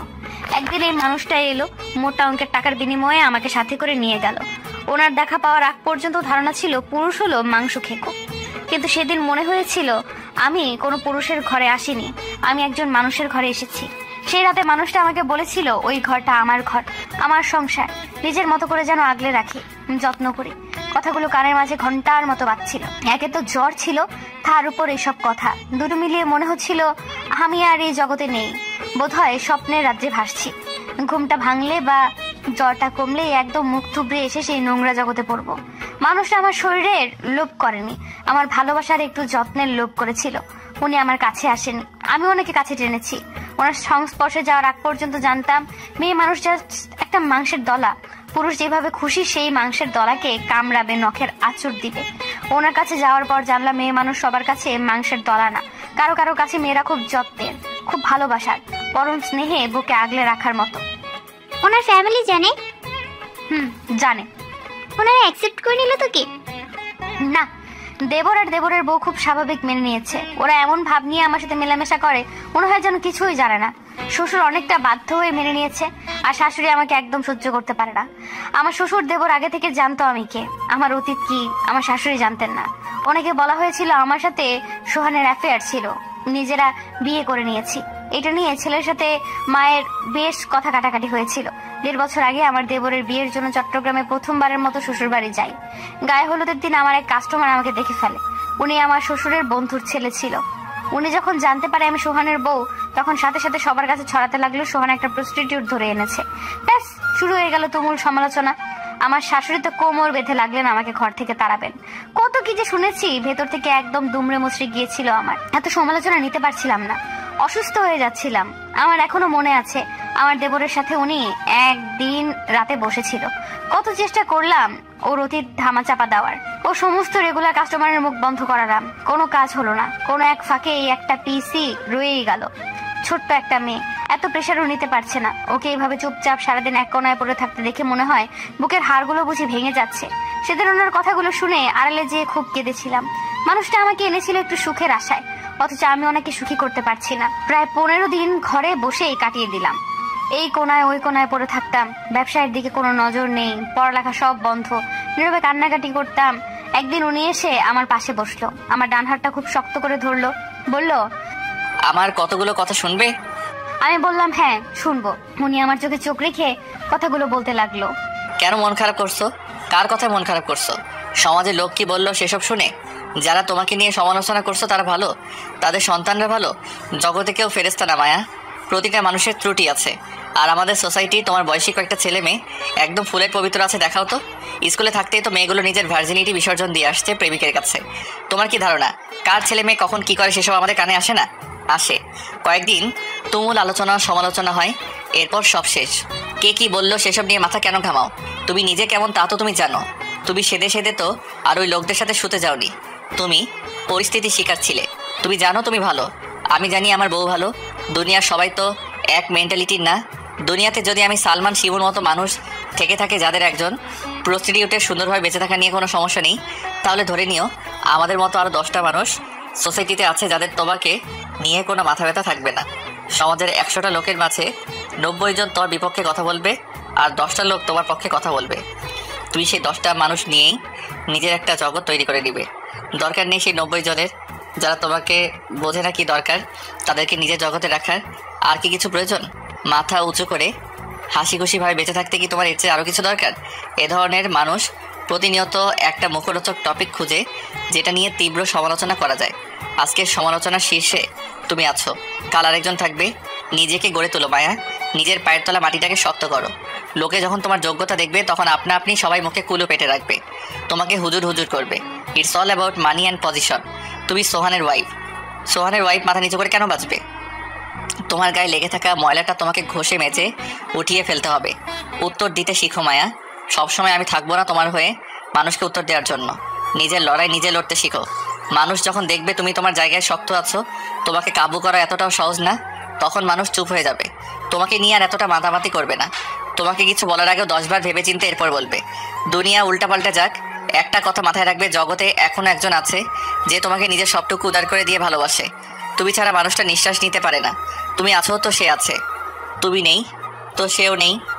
শেষের লাইন বলার মুহূর্তে ওনার চোখে পানি ছলছল করছিল। উনি প্রচন্ড স্ট্রং একজন মানুষ, শত কষ্টে উনি কখনো কাঁদে না, বা আমি কখনো ওনার চোখে পানিও আসতে দেখিনি। সেই দিনই প্রথম আর সেই দিনই শেষবারের মতো ওনার চোখের পানি ছলছল করতে দেখেছিলাম। পানি গড়িয়ে চোখের বাহিরে আসার আগেই উনি সেখান থেকে চলে গিয়েছিল। হয়তোবা আমার সামনে বসে থাকলে কান্নাটা আর ধরে রাখতে পারতো না। এরপর প্রায় 15 মিনিট ধরে ওনার কথার প্রতিটা লাইন মাথার মধ্যে ঘুরপাক খাইয়েছি। ঠিকই তো ছিল ওনার কথাগুলো, একটা কথা অযৌক্তিক ছিল না। উনি যদি একটা প্রস্টিটিউটকে নিয়ে ঘর বাঁধার, তাকে ভালোবাসার দুঃসাহস দেখাতে পারে, তাহলে কেন আমি এই লোকটার মুখের দিকে তাকিয়ে বাকি জীবনটা খুশি খুশি কাটাতে পারবো না? ছুটে গিয়েছিলাম ওনার কাছে, খুব শক্ত করে ওনাকে জড়িয়ে ধরেছিলাম। কতক্ষণ ভাবে ওনাকে ধরে রেখেছিলাম জানি না, মুখ ফুটে শুধু একটা কথাই বলেছিলাম, আপনাকে ভালোবাসি, আপনার মুখের দিকে তাকিয়ে সব করতে পারি। উনি প্রতি উত্তরে কিছু বলেননি। আমার মাথার ওনার থুতনিটা রেখে আমাকে আরো যত্নে আগলে ধরেছিলেন। এরপর থেকে কেউ কিছু বলতে আসলে একদম মুখের উপর উত্তর দিয়ে দিতাম। কিছুদিন বেশ চড়াই উতরাই দেখতে হয়েছে, এরপর সব স্বাভাবিক। তেমন ভাবে সমালোচনা কাউকে কখনো করতে শুনিনি। সমালোচনা হয় না ঠিক তা নয়, হয়, তবে আগের মতো হতো না। আমি থাকি ঢাকায়, তাই এখানে অতটা ঝামেলা হয় না। প্রত্যেক ঈদে চট্টগ্রামে গেলেই গুনগুন শোনা যায়, যার যার উত্তর তাকে দিয়ে দেই। পারি না শুধু শাশুড়ির সাথে, শত হোক এমন একটা সন্তানকে জন্ম দিয়েছে যে আমার নজরে ফেরেশতা, তার সাথে খারাপ আচরণ করি কি করে? আসলে ভেতর থেকে ওনাকে উত্তর দেওয়ার ব্যাপারটা আসে না। দেখা যায় ওই বাড়িতে গেলে উনি রুম থেকেই বের হন না। আমিও যতটা সম্ভব ওনার কাছ থেকে দূরেই থাকার চেষ্টা করি। ওই ঘটনার পর উঠে পড়ে লাগলাম ব্যবসা আর লেখাপড়ার পেছনে। 2 বছরে ব্যবসা কতটুকু টেনে এনেছি তা তো জানিসই। এর কিছুদিন পর আম্মুকেও নিয়ে আসলো ওই পাড়া থেকে। অন্য একটা ফ্ল্যাটে আম্মাকে রাখলো, সাথে 2টো কাজের মেয়ে দিয়ে দিল। আম্মা হাতের কাজ খুব ভালো জানতো, তবু আম্মাকে আবার নতুন করে ট্রেনিং সেন্টারে ভর্তি করালো, আরো ভালোভাবে কাজ শিখালো। একদিন হুট করে আম্মাকে আর আমার ছোট একটা কারখানায় নিয়ে গেল। সেখানে যে আম্মাকে বলল, এটা আপনার কারখানা, 20 জন কর্মীও অ্যাপয়েন্ট করা হয়েছে। 2টা বুটিক হাউসের সাথে কথা হয়েছে, ওরা আপনাকে শাড়ির সালোয়ার কামিজের ডিজাইন সহ অর্ডার করবে, আপনি সেগুলো তৈরি করে সাপ্লাই দিবেন। আম্মা সেদিন একটা কথাও কারোর সাথে বলেনি। পরদিন সকালে আমার বাসায় এসে ওনার হাতে ধরে কান্নাকাটি না করেছিল কি। আম্মার কারখানা এখন দিব্যি যাচ্ছে। রূপকথার গল্পের মতো লাগছে। হ্যাঁ, অনেকটা এরকমই। উনি আমার জীবনে আসার আগ পর্যন্ত কল্পনাও করেনি আমি কোনোদিন স্বাভাবিক জীবনযাপন করতে পারবো। কোনো পুরুষ তার সবটা উজাড় করে দিয়ে আমাকে ভালোবাসবে, আমার মাথায় হাত রেখে মাথা উঁচু করে বাঁচতে শিখাবে। উনি এমন একটা মানুষ যাকে ভালো না বেসে থাকা অসম্ভব। মানুষটা আপনা আপনি একদম মনের ভেতর থেকে চলে আসে। কখনো উনি আমার অতীত নিয়ে ঘাটাঘাটি করেননি। সেদিন মাত্র কয়েকটা মুহূর্ত আমার জীবনটা ঘুরে গিয়েছিল, মাত্র কয়েকটা মুহূর্ত। জীবনে জোয়ার ভাটা থাকে, একটা ভুলকে কেন্দ্র করে গোটা জীবনটাকে আমি বলি দিয়ে দিব, তা কি ঠিক? কেন আমি ধরে নেব আমার ভবিষ্যৎ অন্ধকার? ভালো তো হতে পারে। অন্ধকারের কথা ভেবে যদি জীবনটাকে শেষ করে দিই, তাহলে তো আলোর দেখা মিলবে কি হবে? দীর্ঘ শ্বাস নিল আনিকা। গল্পটা অক্সিজেনের মতো ওর মস্তিষ্কে ঘুরপাক খাচ্ছে। মনে হচ্ছে গায়ে যেন স্বস্তির শীতল বাতাস লাগছে। প্রতিটা রাতের ভোর হয়, ওর জীবনের ভোরটাও বোধ হয় সুন্দর স্নিগ্ধ আলোতেই হবে। হোক বা না হোক, আলোর আশা করতে দোষটা কোথায়? ভালোভাবে বেঁচে থাকতে হলে তো আলোর আশা করতেই হবে, আর নয়তো জীবনটা অন্ধকারের মাঝে থমকে দাঁড়াবে। মুচকি হাসছে আনিকা, মায়ার হাত ধরে বলল, এত ভালোবাসিস তবু আপনি করে বলিস? আপনি বা তুমিতে কি আসে যায়? ভালোবাসার গভীরতা বোঝাতে কি তুমি করে বলাটা খুব জরুরি। তোর অ্যানিভার্সারি ছিল গতকাল, আমার জন্য ঠিকমতো সেলিব্রেটও করতে পারলি না। ফুট, বাদ দে, ওনার সেলিব্রেশন সারা বছর লেগেই থাকে। কিছু গিফট করিসনি? করেছি তো। কি? মোবাইল, যেটা হাতে নিয়ে উনি এখন গেমস খেলছে। তুই জানিস কিভাবে? আমার চোখের সামনেই বসে আছে। মানে? বারান্দার বাইরে কাকে দেখছি এতক্ষণ ধরে? উনি সামনের বিল্ডিং এর বারান্দায় বসে আছে। এই যে দেখ, মোবাইলের স্ক্রিনের লাইট জ্বলছে। উনি এখানে? ওনার বন্ধুর ফ্ল্যাট, কি যেন মনে হলো কে জানে। 10:30টার দিকে ফোন করে বলল, আনিকার সাথে যদি গল্প করো তাহলে বারান্দায় বসে গল্প করবে। ল্যাম্পপোস্টের আলোতে সারা রাত তোমাকে দেখবো, এক রাতের জন্য প্রেমিক হব, পাশের বিল্ডিং এর প্রেমিক। মায়ের কথায় সজোরে হাসছে আনিকা। যে ভালোবাসা সে এমনিই বাসবে, শত ত্রুটি থাকা সত্ত্বেও মানুষটার ভালো দিকগুলোই দেখবে। যে ভালোবাসবে না তাকে হাজারটা গুণ দেখিয়েও লাভ হবে না, ত্রুটি সে বের করবে। সোহান প্রথম শ্রেণীর আর শোভন দ্বিতীয় শ্রেণীর। কেউ পতিতার মাঝে ভালোবাসা খুঁজে, আর কেউ ভালোবাসার মাঝে পতিতা। অবশেষে তার মাথা থেকে এক মনোজনের দুশ্চিন্তার পাথর নামলো। সরি সবাইকে এত অপেক্ষা করানোর জন্য।